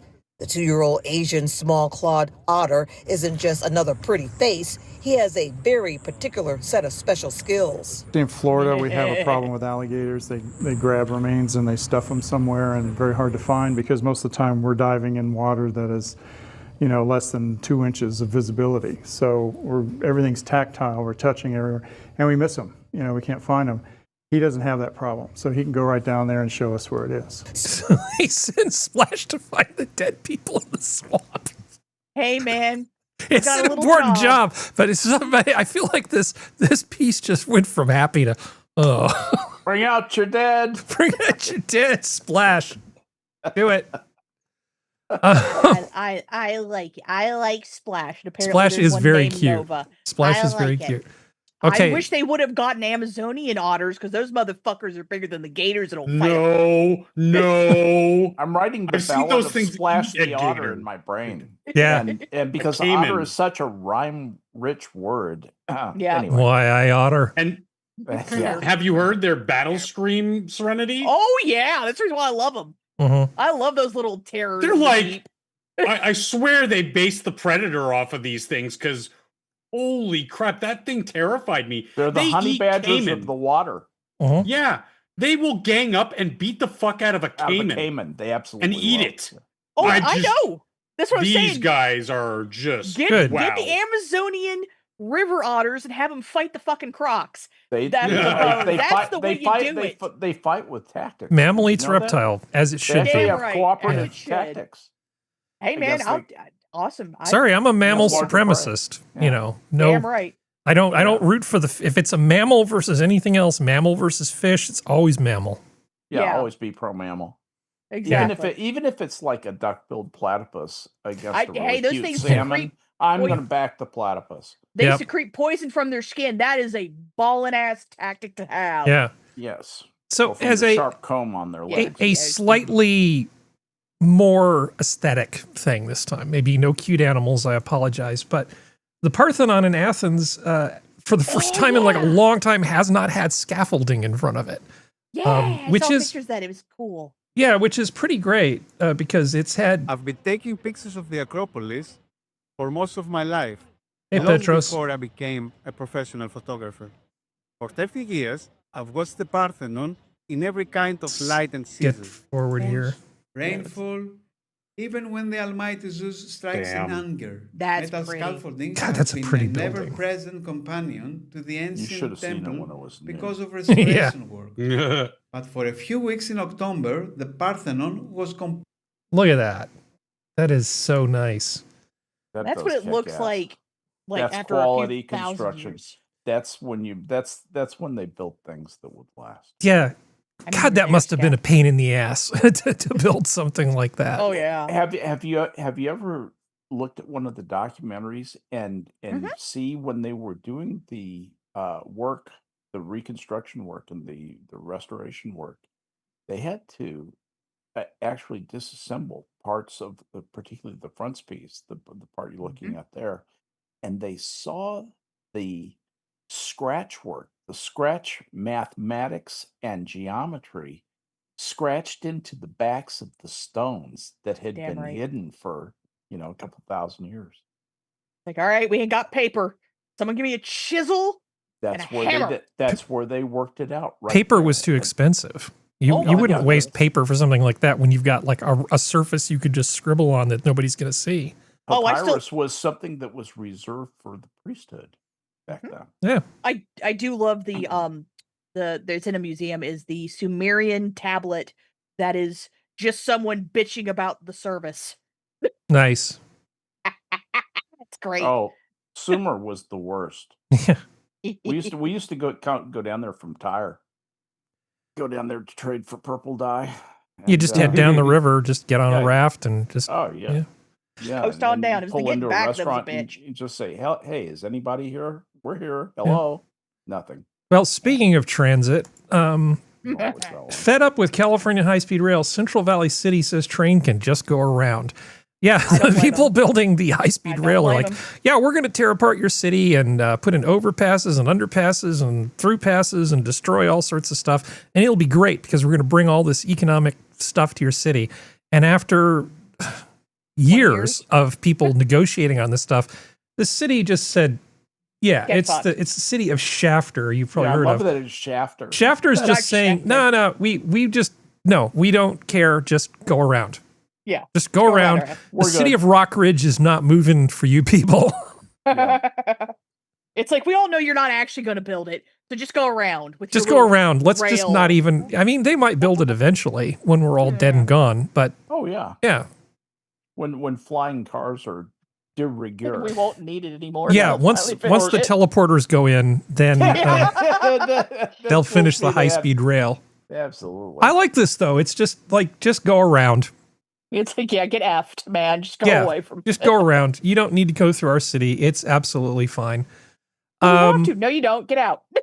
So, I've been telling you that I know some of you have been to San Francisco, and there's like the big, nice area downtown Union Square, and there's a huge Macy's there, and they were going to leave. Well, it turns out that... and things are going to look a lot different in Union Square because Macy's is staying in San Francisco's Union Square. Yeah, the department... That is an anchor tenant, if there ever was one. An enormous upscale shopping thing. And this is the kind of thing that isn't just nice for the people in the city. This is what brings people into the city. Yep. People come to the city to shop for like Christmas presents and things.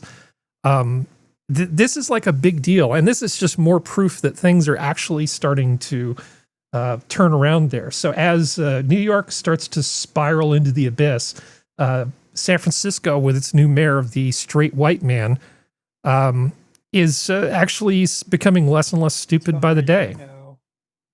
I know you're all very skeptical, but it's already improved from where we were just a year ago. No, like I'm happy to see it improve. Like I said, I want good things.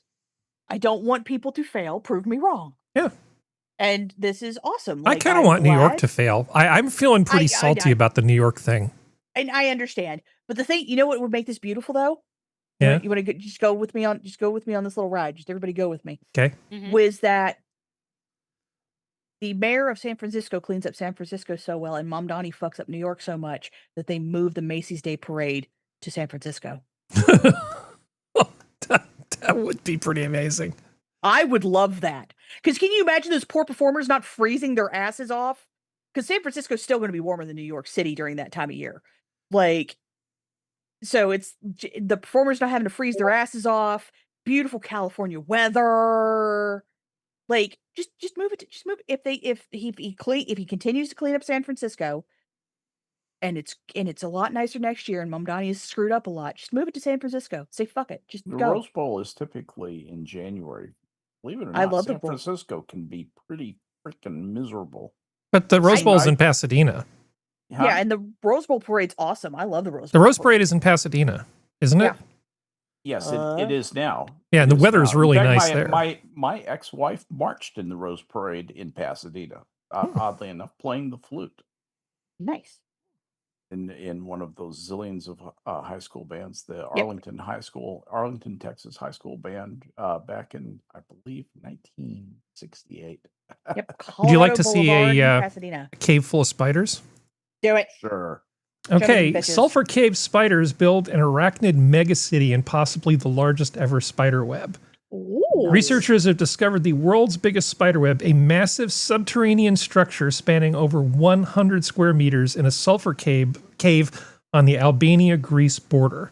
The multi-layered web along a wall near the cave entrance is home to a colony of approximately 69,000 Tegenaria domestica, also known as domestic house spider, and 42,000 Vegan spiders. I can't pronounce that. Okay, this is believed to be the first documented case of colonial web formations for both species. Now, the fun thing is, you'd say, okay, so what are all these damn spiders eating? How is it possible that there are so many of them in this cave? Do things just wander in like insects and then they eat those? No, actually. I highlighted this so I wouldn't lose it. The researchers also wanted to know how the spiders were surviving and what was driving the colonial behavior. Sulfur caves are unique and harsh living environments because there's no sunlight and high levels of toxic hydrogen sulfide gas. Smells like rotten eggs. Not very. I think it's toxic in 1 part per 100 or higher, right, Skep? Mm-hmm. It's about right. Extremely toxic. Well, it's less toxic than many other things, but it sure smells bad. Using stable isotope analysis, a common tool in ecology for mapping food webs, the team discovered that the arachnids were not eating insects flying in from outside of the cave.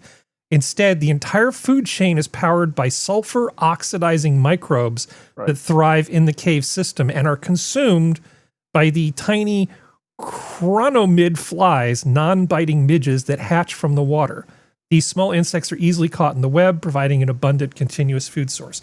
So weird sulfur organic chemistry. Yeah, weird sulfur organic chemistry takes place, produces food for the flies. Flies fly up and get eaten by the spiders.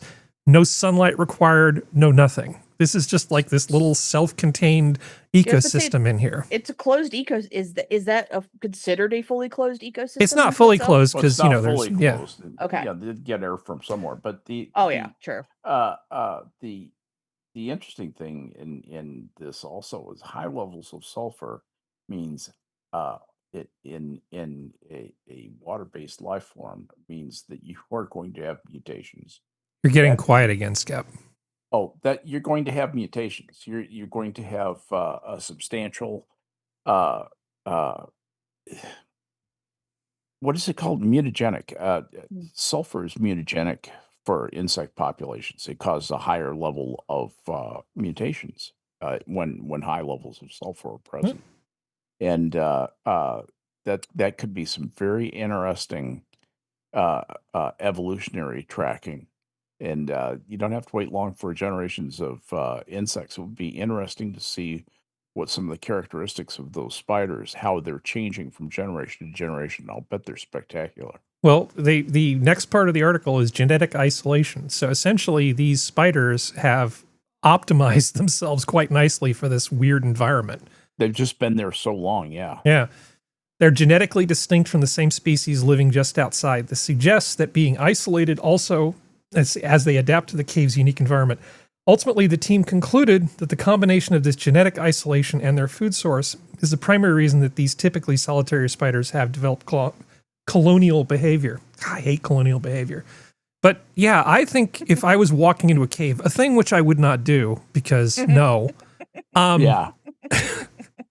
I would. When you saw that web, when you came around the corner and saw that web looking at you, it would be feet do your stuff is what it would be. That would be. Don't fail me now. Don't fail me now. Speaking of things that Harry hates, sorry. Go ahead, Serenity. Sorry, I didn't mean to cut you off there. Well, no, it's just like the scene from the horror movie Arachnids. Did you see the thumbnail? I believe I did. I am drawing a blank on. Well, I mean, California is seismically active, but there's, most people hate tornadoes. I don't. I really want to see a tornado. But you know what scares the crap out of me? What? Volcanoes.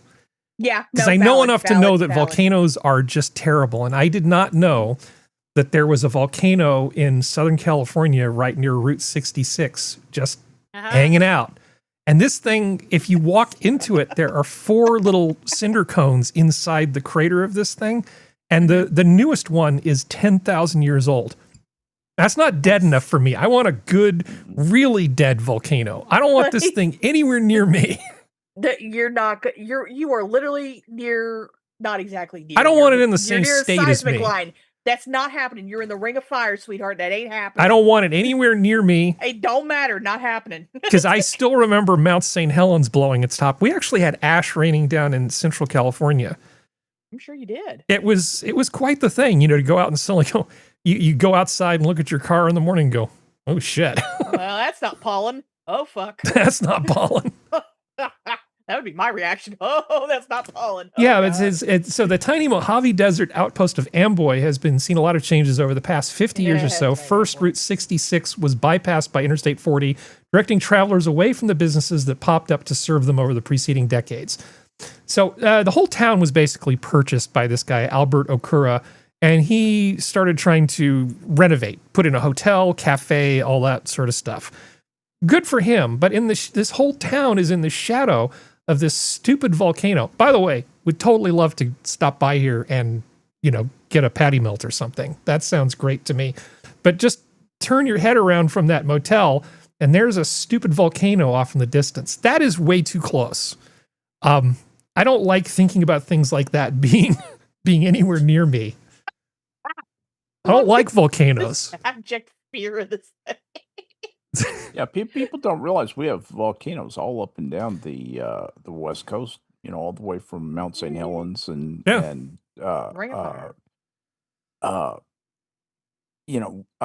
Rainier on down to Capulan in New Mexico, and then the Mexican volcanoes. Well, Mexico's volcanoes are Mexico's problem, but I mean, there's a bunch that are technically extinct, right?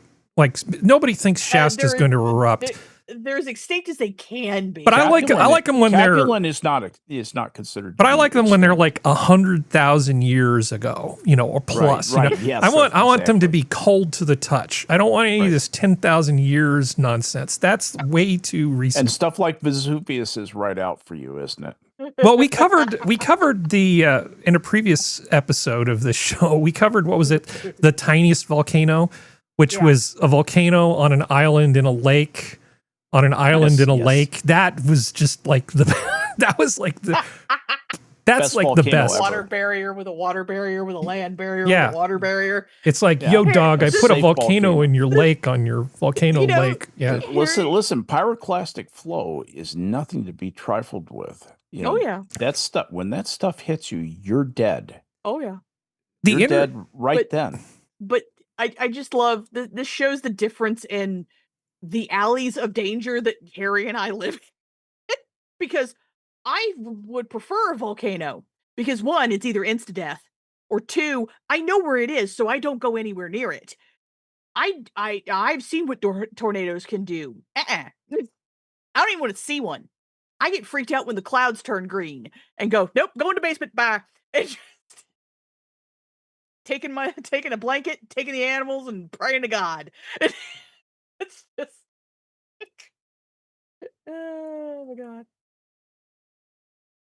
But yeah, no, that's just. Okay, so here's where I first became afraid of volcanoes. I remember I was a kid and I heard this story about this beautiful mountain lake that was in a volcanic crater.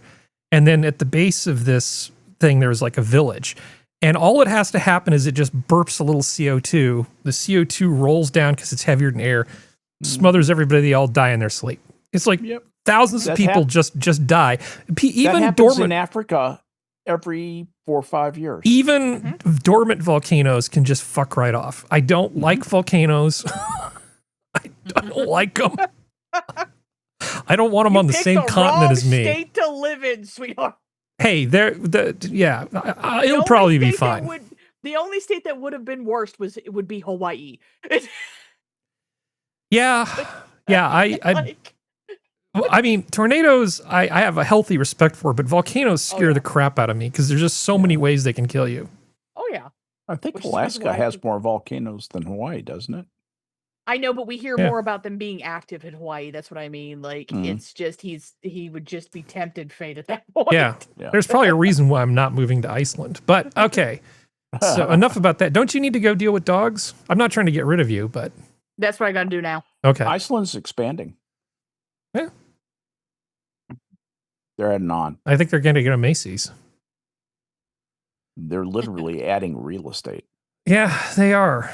So everybody will enjoy this, but mostly me and Skep, so I apologize. You know, the guy who did the Emacs, the video? Yeah. I love his stuff. So he has a little short out that's got the joke at the end made me laugh and snort and make all kinds of noise. This is pretty funny. Just a little taste of his stuff. What's the best app to order a pizza? SSH into Linux and then build your own solution. I said it builds on my machine. I didn't say it runs. How much RAM is on the computer? We have infinite RAM. We run on a botnet. What? Sometimes I worry that AI will take all of our jobs. Today is not one of those days. Somebody close the windows. It's like, what, 302 Kelvin in here? You have the thermostat? No. There's a Doom partition on the thermostat. Oh, what about the CVP and Postgres? Should we be concerned? Yeah, we should. Can be used to exploit databases. How do you know? Because I use it to exploit databases. What? When I changed like 38,000 lines, we'll need to retrain the whole team. What if we use docs? There is no docs. There's no doc. You didn't write a doc? I did write them, but I burned them to the ground. I don't want to build it for humans. I want to build it for the machine. So the machine can understand. We need it for the investor demo today. The investor demo is already installed and running. Did you take control of our investors' laptops? Yo, control is a very big word, okay?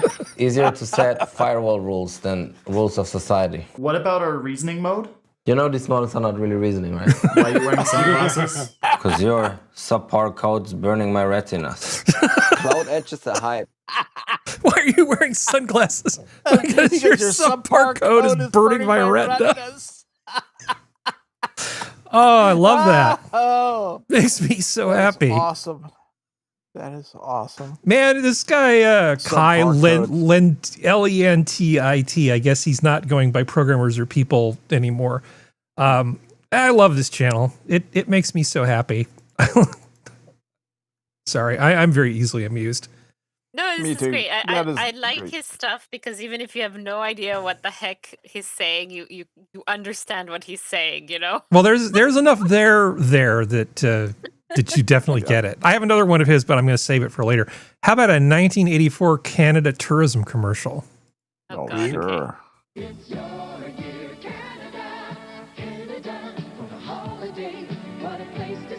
this accurate? I have no idea.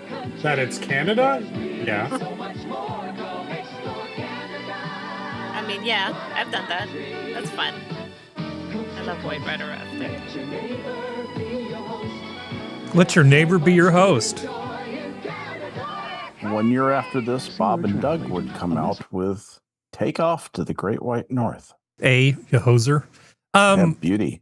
I love these vintage commercials. They managed to cram a lot into 30 seconds there. It's like, look, you know, we're all diverse and there's like things you can do outside and yeah, I figure probably this wasn't really that distorted. I mean, there's tons of stuff. I mean, if I was Sora, if I was to show up in Vancouver and I had a 3-day weekend, what would you suggest I do during those 3 days? Do you want to do outsidey things? Do you want to do foodie things? Just whatever you think is fun. You know, assume I'm ableist and I can do stuff. So, what would be the types of things you would suggest people? This doesn't have to be perfect. Okay. I'm just looking for examples. All right. So one of those days, you'd have to do a little bit of touristy stuff that some people consider overrated, but I don't. Mhm. So what you would need to do is you'd have to go to Granville Island. You have to go to the market. And then there's a few specific storefronts there where you're going to get, there's one place where you have to get like whole cuts, meats, the other place where you get bagels. And then if you want to get some cheese or fruits from the other stands, up to you. But definitely the bagels, because you can get the cheese from the cold cut place to the deli area, so that's great. So you take those, and if you want, there is a coffee place in there that has very good coffee, so you can take that to go. But you can walk around after you see all the like arts and crafts. You go to the market, and then you get your picnic. Then you're going to go and hop onto the little Falls Creek ferry. It's a couple of bucks. It's really cute, very short, but it's a fun thing, and that takes you to downtown. And if it's a nice day, you can take a walk there somewhere to eat, and now you're in downtown. So you can continue walking on the seawall there, and it could eventually it will take you into Stanley Park through the beaches, through Second Beach Pool. So the Second Beach and Third Beach, and then you can just continue walking. Now you're in the forest, and you can have an absolutely beautiful day walking through the woods there. It's a park, right? If you want to do the full, I think the circumference is around 10K or something. Maybe not that much, but it's So like 5-ish miles, yeah. Maybe it's a little bit less. Yeah. Yeah, it says something. It's not very long, so you can just cut it up in half and then go back into downtown. So that would be a good day, right? Like I wouldn't necessarily do anything outside of the city after that, and then you can find yourself. If you want some interesting color, you'd go to Gastown for dinner, or Yaletown. It's slightly a little bit cleaner, and there's all sorts of like nice hipstery places to go eat. So then that would be like day one, okay?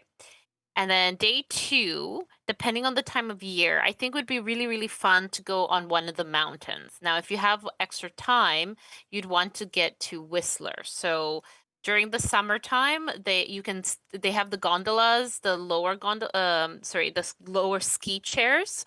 Will actually take you up, and you can just walk off, and then you can do hiking in the mountains. I've done that in the summer before. It's absolutely beautiful because there's no snow at that level, and you just kind of like walk off. It's really fun to walk off the ski lift with just your boots, and then you spend the day in Whistler, and they do have a spa there. So if you want to do the spa, you can go off to it's like Swedish spa or something. I don't know. I have never had a spa day. I wouldn't even know where to begin. Exactly, but it's you can go to the village, you can take the peak to peak gondola, it's really pretty, or if you don't have time to drive all the way to Whistler, because that's or take a bus all the way there, you can go to Grouse instead. You take the gondola up to Grouse. Again, you're still visiting a mountain, and you do a bit of hiking. So there you get your outdoor stuff. And then on your final day, so you've done kind of like you've done a foodie thing, you've done an outdoorsy thing. There are a lot of clubs and kind of dive bar-y places, and a lot of music. There's more of a music scene here if you're experimental. And you just have to kind of look up what's playing. So you can definitely do that, or look up a nice bar. There's a couple of nice bar places just for drinks, right? Or like appies. If you like oysters, there's a couple of places that do happy hour, like a bakashak oysters that are to die for. Haha, literally with the salmonella before, but now it's all clean. And it is literally like the best local oysters in the world. Do they have a little thing that says how many days it's been since somebody's died? He used to This many days since the last Chipotle here people incident. just are like, screw it, it's Vancouver, you've got to eat it. So yeah, so that's probably what I would do. You'd kind of decide if you want to do a little bit of a whiny bar kind of chill evening, or maybe listen to some music. Yeah, I would probably hit the music and the seafood in Vancouver really hard. It would depend on the time of the year, because certain times of the year they do have there's the Asian night markets during the summer. Oh, yeah. We have the German style Christmas market that starts actually next week. Oh, sign me up for that. So that you do have to pay to enter, unfortunately. However, and then you have to pay for the stuff there. So it's a little bit, definitely a little bit more of a pricey activity. But oh my god, there's so many food stalls, especially for the German Christmas market one. That's delicious. Of course, the Asian market one too. In the summertime, you have, and that goes late in the night because it's summer, so that's fun. We do have an amusement park, but as I do not trust it, I have never gone on any rides because I'm a baby, so I can't tell you how fun those rides are. But the Midway games are, give or take, fun. Yeah. I think on the last day, I get on a plane or a train. I fly over to Functional, and then we go to Montreal and we retrace Anthony Bourdain's food footsteps, ending at the Sugar Shack. Oh yeah. See, I didn't have to ask about Toronto. Yeah, I like Canada. I have been there. I mean, it's nice. I've actually spent some time on the Olympic Peninsula, and I suspect in terms of the terrain and the environment and stuff, it's probably not that dissimilar to the Olympic Peninsula, just slightly colder. Really a country anyway. Sorry? It isn't really a country anyway. It's our unofficial 51st state, but they're devolved, so they have their own Congress. Yeah. Oh dear. Although I'm not sure you should, considering who you keep having as your prime ministers. It's pretty bad. We can all laugh at New York together. All right, Canadian tourism checks off. See, I have, let's see, you've got like 7.5 minutes left. So I don't want to get into anything super heavy, but Functional. Our F-47 fighter has a message for every Air Force on Earth. Look at this Chad beast. They're actually saying because of the ceramic coating on this thing that it's going to be able to maintain stealth at Mach 2.5. That's pretty amazing. That's pretty amazing. The amazing thing is that it can go Mach 2.5 and be meaningfully maneuverable at that speed. At that speed, you don't need to be maneuverable. Oh, actually, you do. You really do need to be maneuverable, because that's those guys. Talk to a Navy carrier pilot when they talk about how they compute how they're going to get to something. Going in at high speed is actually one of the hardest approach. They prefer to go in at lower speed because it gives them more room for error, basically. Yeah, how many states does it take you to turn around in this thing? It's not the SR-71, but that's like really fast. SR-71 was Mach 3.3. This is Mach 2.5. This is a good cut at it. Well, 2.25. But yeah, it's still like, that's a serious... A lot of the modern blades, the F-35 in its dreams could do this. It's not that fast an aircraft. It's meant to be stealthy, and it's supersonic, but I think it's like Mach 1.7, 1.5. Yeah, okay. Yep, Mach 1.8. That's pretty cool, though. I love aircraft. I mean, I'm a huge aircraft nerd. When everybody else was liking dinosaurs as a kid, I was busy reading books about airplanes. I love airplanes. You would have enjoyed having a dad who took you to the A7 simulator at Ling Temco Vought back in 1972 and let you have a ride in the A7 analog computer-based simulator. That's way better than that mechanical horse that you put a nickel in and it plays the theme to the Lone Ranger while you ride on it. Let me tell you, it was kind of awesome. It was like, that was amazing. That was truly something that opened my eyes. So here's one that I've just titled Boys Being Boys. Friends are helpful. I'll kill the music.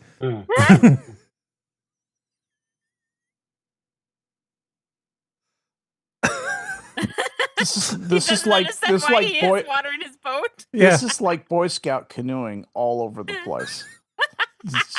We used to do this. That's so mean. It's just the best. Get it out, man. Not cool, dude. That is just testosterone. That's all that is. Stop making that just noise. Testosterone. That is. Is that your doorbell? No, that was the music in quotes behind this thing. Oh gosh, I don't think I showed this to you. I love think this. I found the cure to depression. Just cover your car in grass. I can't tell you. Like, I literally just went to go get gas to fill up. I come back and I start laughing because this is literally. I gotta say, I really like the idea of putting AstroTurf all over an old beater. That's kind of awesome. It is kind of awesome. I like it. Yeah. Somebody went to the trouble to cut those exactly out and stick that on. Respect. Nothing but respect. I kind of want to almost make it look like the hole on a golf, like a yes, and like then have that be where the gas goes in. Get rid of the lid. The cup. Yeah, just have the cup. No flag, obviously, because that would be stupid. But no, I think this is really cool. Yep, I like this. This makes me smile. AstroTurf car. Let's. Plus, it adds oxygen.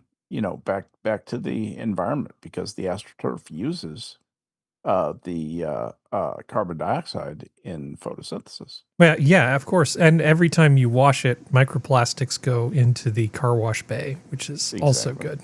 That's good. Yeah, it's also good. Good and good for you. Yeah, let's see. Baby Volcano. Let's see. Do we have Serenity back yet? I don't think. No, not yet. No, maybe not yet. Okay. I'm not like a big fan of the government telling people what to do.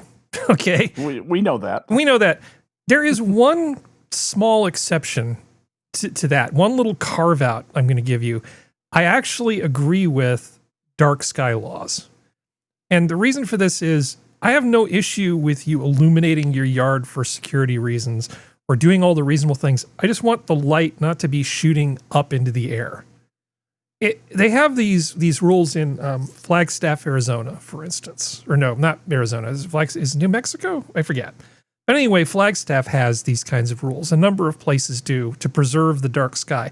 Not just because it's aesthetically really nice, but because it totally screws with wildlife when it doesn't get dark at night. You were going to say, Sora? Well, I don't people have like motion detectors? Like, why do you need to keep lights on? That's one thing. But the difference is there are a lot of places where you just get like cheap, high powered lights. You put them on a motion detector and you just have them facing, straight out. And about half of that light ends up just bouncing up into the atmosphere. Yeah, I hate that. And it scatters all over the place. That's so bad. My thing is that there's no purpose. What's the purpose of illuminating the sky? If you want to illuminate your ground, fine. But illuminating the sky because you're just too lazy to tilt the damn thing down. Yeah. We have so much light pollution already. It sucks. It's terrible for birds. It's terrible for nocturnal animals. I'm sorry. At some point, you have to consider that you are still living in an area with other creatures around, and it's not difficult to do that small thing, like you mentioned, just to have it properly adjusted. It's like the people who have those horrific xenon headlights in Drive, and they're not properly calibrated. They're not aimed. Like I every time I see them, I wish nothing but the worst torture on them and their families. Fuck it. All the innocent people and their families should be tortured in front of them, and then they should live at that point. Like, that's how much hatred I have for these people. So road rage is never a problem for you. Oh, never. Too bad Serenity's not here. She's been on a call with me when I was driving before. And we were having a nice conversation, and I just let her in. Nice. But yeah, just I'm okay. That's fine. Just because here it's funny because here it's I don't think we have any issues with that here. They're usually pretty well like all the street lights and everything like that. They're fairly well angled. Well, it wastes money to illuminate anything other than the thing you need to illuminate. Yeah. Put the light where it's actually useful, on the ground. And just having a law where somebody just can come up to you and go, tilt it down, or you just put like an inexpensive little shield up at the top that keeps the light from beaming up into the sky. Maybe don't let people on moonless nights have those big searchlight things for the opening of the new store unless there's a good reason for it. What were we gonna say? I hate that. The what I've seen before, I'm sure they have them here, but we don't have them, at least in my neighborhood. They have like they're double, so you have the slightly taller overhanging one that goes onto the road, right? So it illuminates for the cars, and then you have sort of a mid-rise one that goes onto the sidewalk, that is perfectly angled to see that. It is really nice, and you're able to illuminate without causing too much extra light, both for the safety of the pedestrian and the drivers. I really like that. Yeah. Sorry, I had to cough there. And we're talking about a law that costs very little to implement, doesn't really prevent anybody from doing anything that they really want to do. But I'm sorry, if all you want to do is just beam light up into the atmosphere because you're an asshole, it's an externality and you can just stop it. I know that Skep's being nice and not explaining to me that I shouldn't care about this, but it's a small ask, you know? I have some questions about enforceability and actual. This is one of those laws that it's a very nice thing to have on the books. Mm-hmm. But I think that enforcement could be very, very hard to do. If somebody comes in and says, well, you know, you've got too much light shining up into the atmosphere, and Mr. Business Owner says, well, I need all this light for the security of my property, you're going to have some fights like that it's not going to be good for anybody. And typically what happens, at least in our system of justice, is when the law finds something that it doesn't like, it shies away from it. And they simply won't enforce that law because it's unpleasant and because it's painful and because it causes lots of civil actions. I just tend to think that type of law it's a nice sentiment, and I agree with you. And you know, I'm an astronomer too, an amateur astronomer too. I want dark skies. I want less light pollution. You know, I look for dark boxes to go, you know, hunt for patches of sky. I know exactly what you're talking about, but I don't see how you're going to enforce this. Well, Palo Alto trying to do it on their own, because I shared the article, but we didn't mention it, is going to be completely futile because Shoreline Amphitheater, every time there's a concert, I was just going to say they're just beaming. They're just beaming Vegas levels of light up into the atmosphere. Huge amounts of light in Palo Alto, San Jose, all that area. I do feel like it can be made to work, but here's a perfect example of what you were talking about.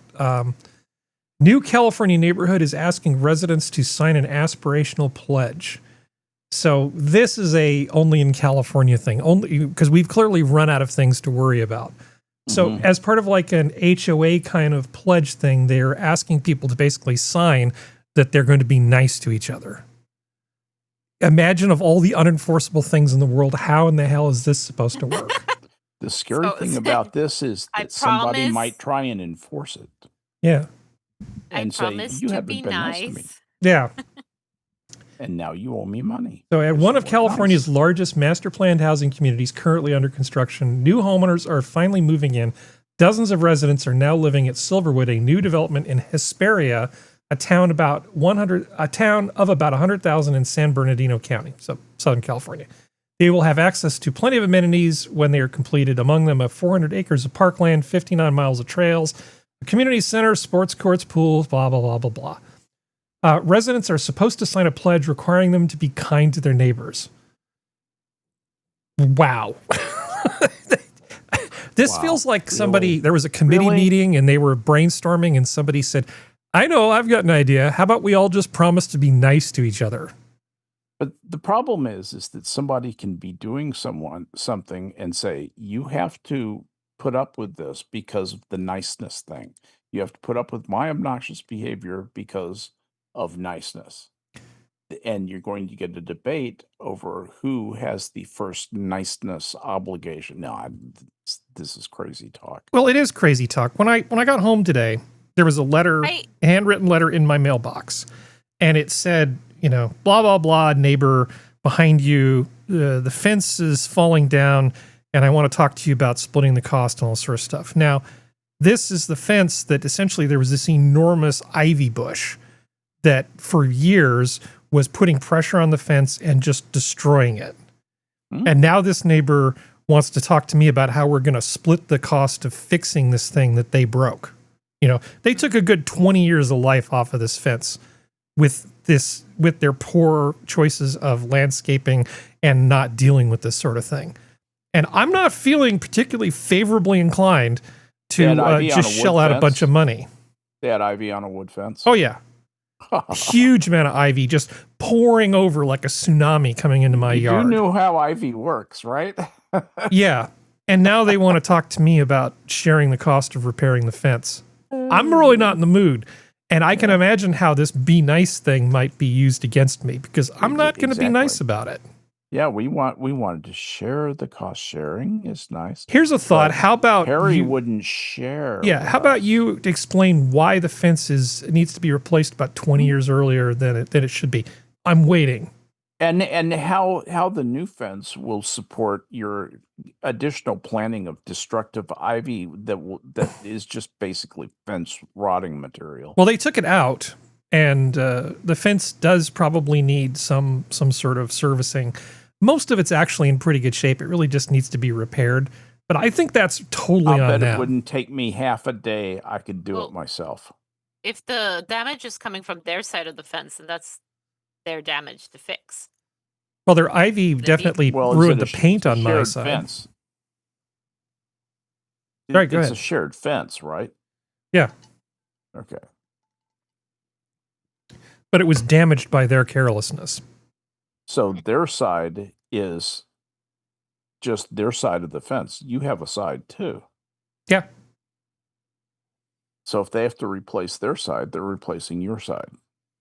Yeah, and if they want, they can even have the nice side of the fence be on their side. I honestly don't care. But, you know I'm not going to be nice about this. I'm just totally not in the mood. There's something Are these the kind... Well, hold on. Go ahead, Sora, and then back to Skep. I was just going to say, there's something so sinister about we're at this point where you have to have this fake pledge to be decent humans to your neighbors, you know? You know, I had another fence have a problem that was replaced. The last one I replaced was about 5 years ago.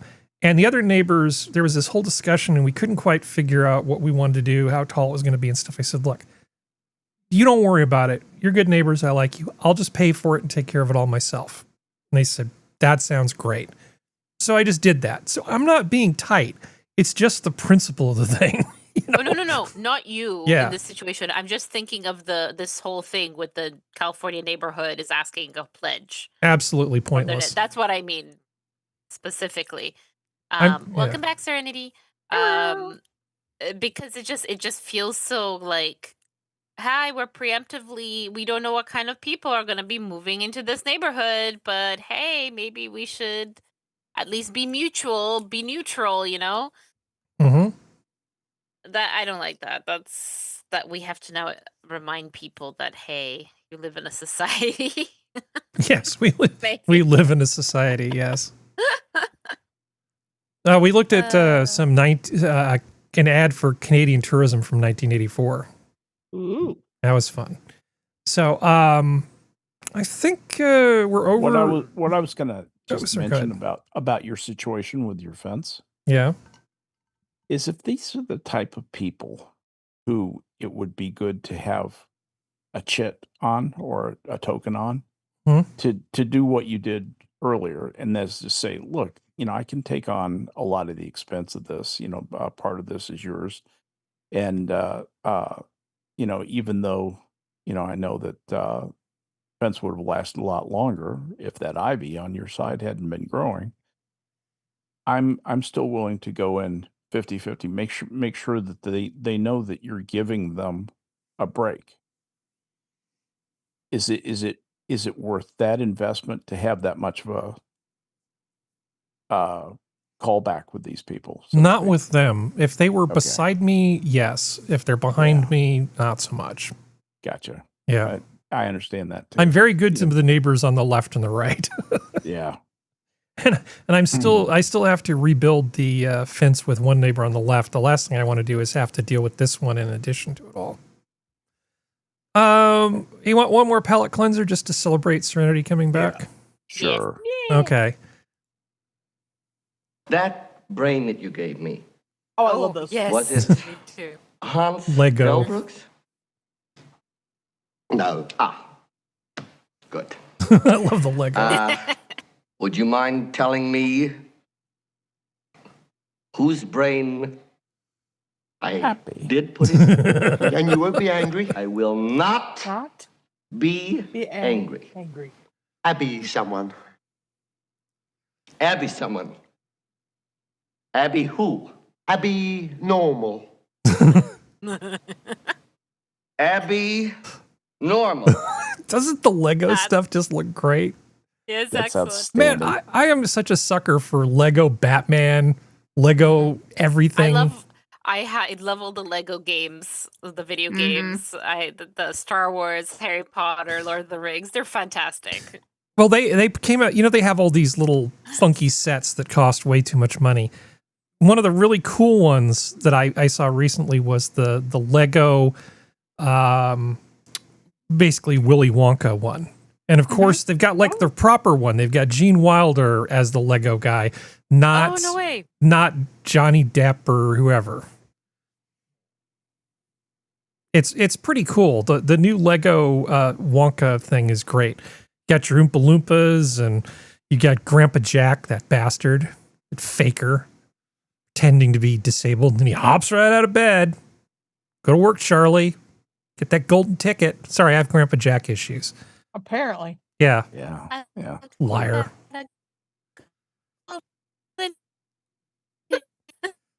She's roboting. So I know. I thought maybe she just ran out of words. No. Yeah, she was God damn apoplectic. it. Yeah. I gotta go ticket. So I have that's cute. It's got 2025 pieces. Yeah. So I have more stuff, but I'm not sure I should actually air some of this stuff. So we're going to pick up after the show ends. So I'm going to say goodnight to everybody. Anything else from anybody? Everybody. Nothing? Thanks for coming by, everybody. All right. This has been your MotZ for Saturday. Thank you, panel chat.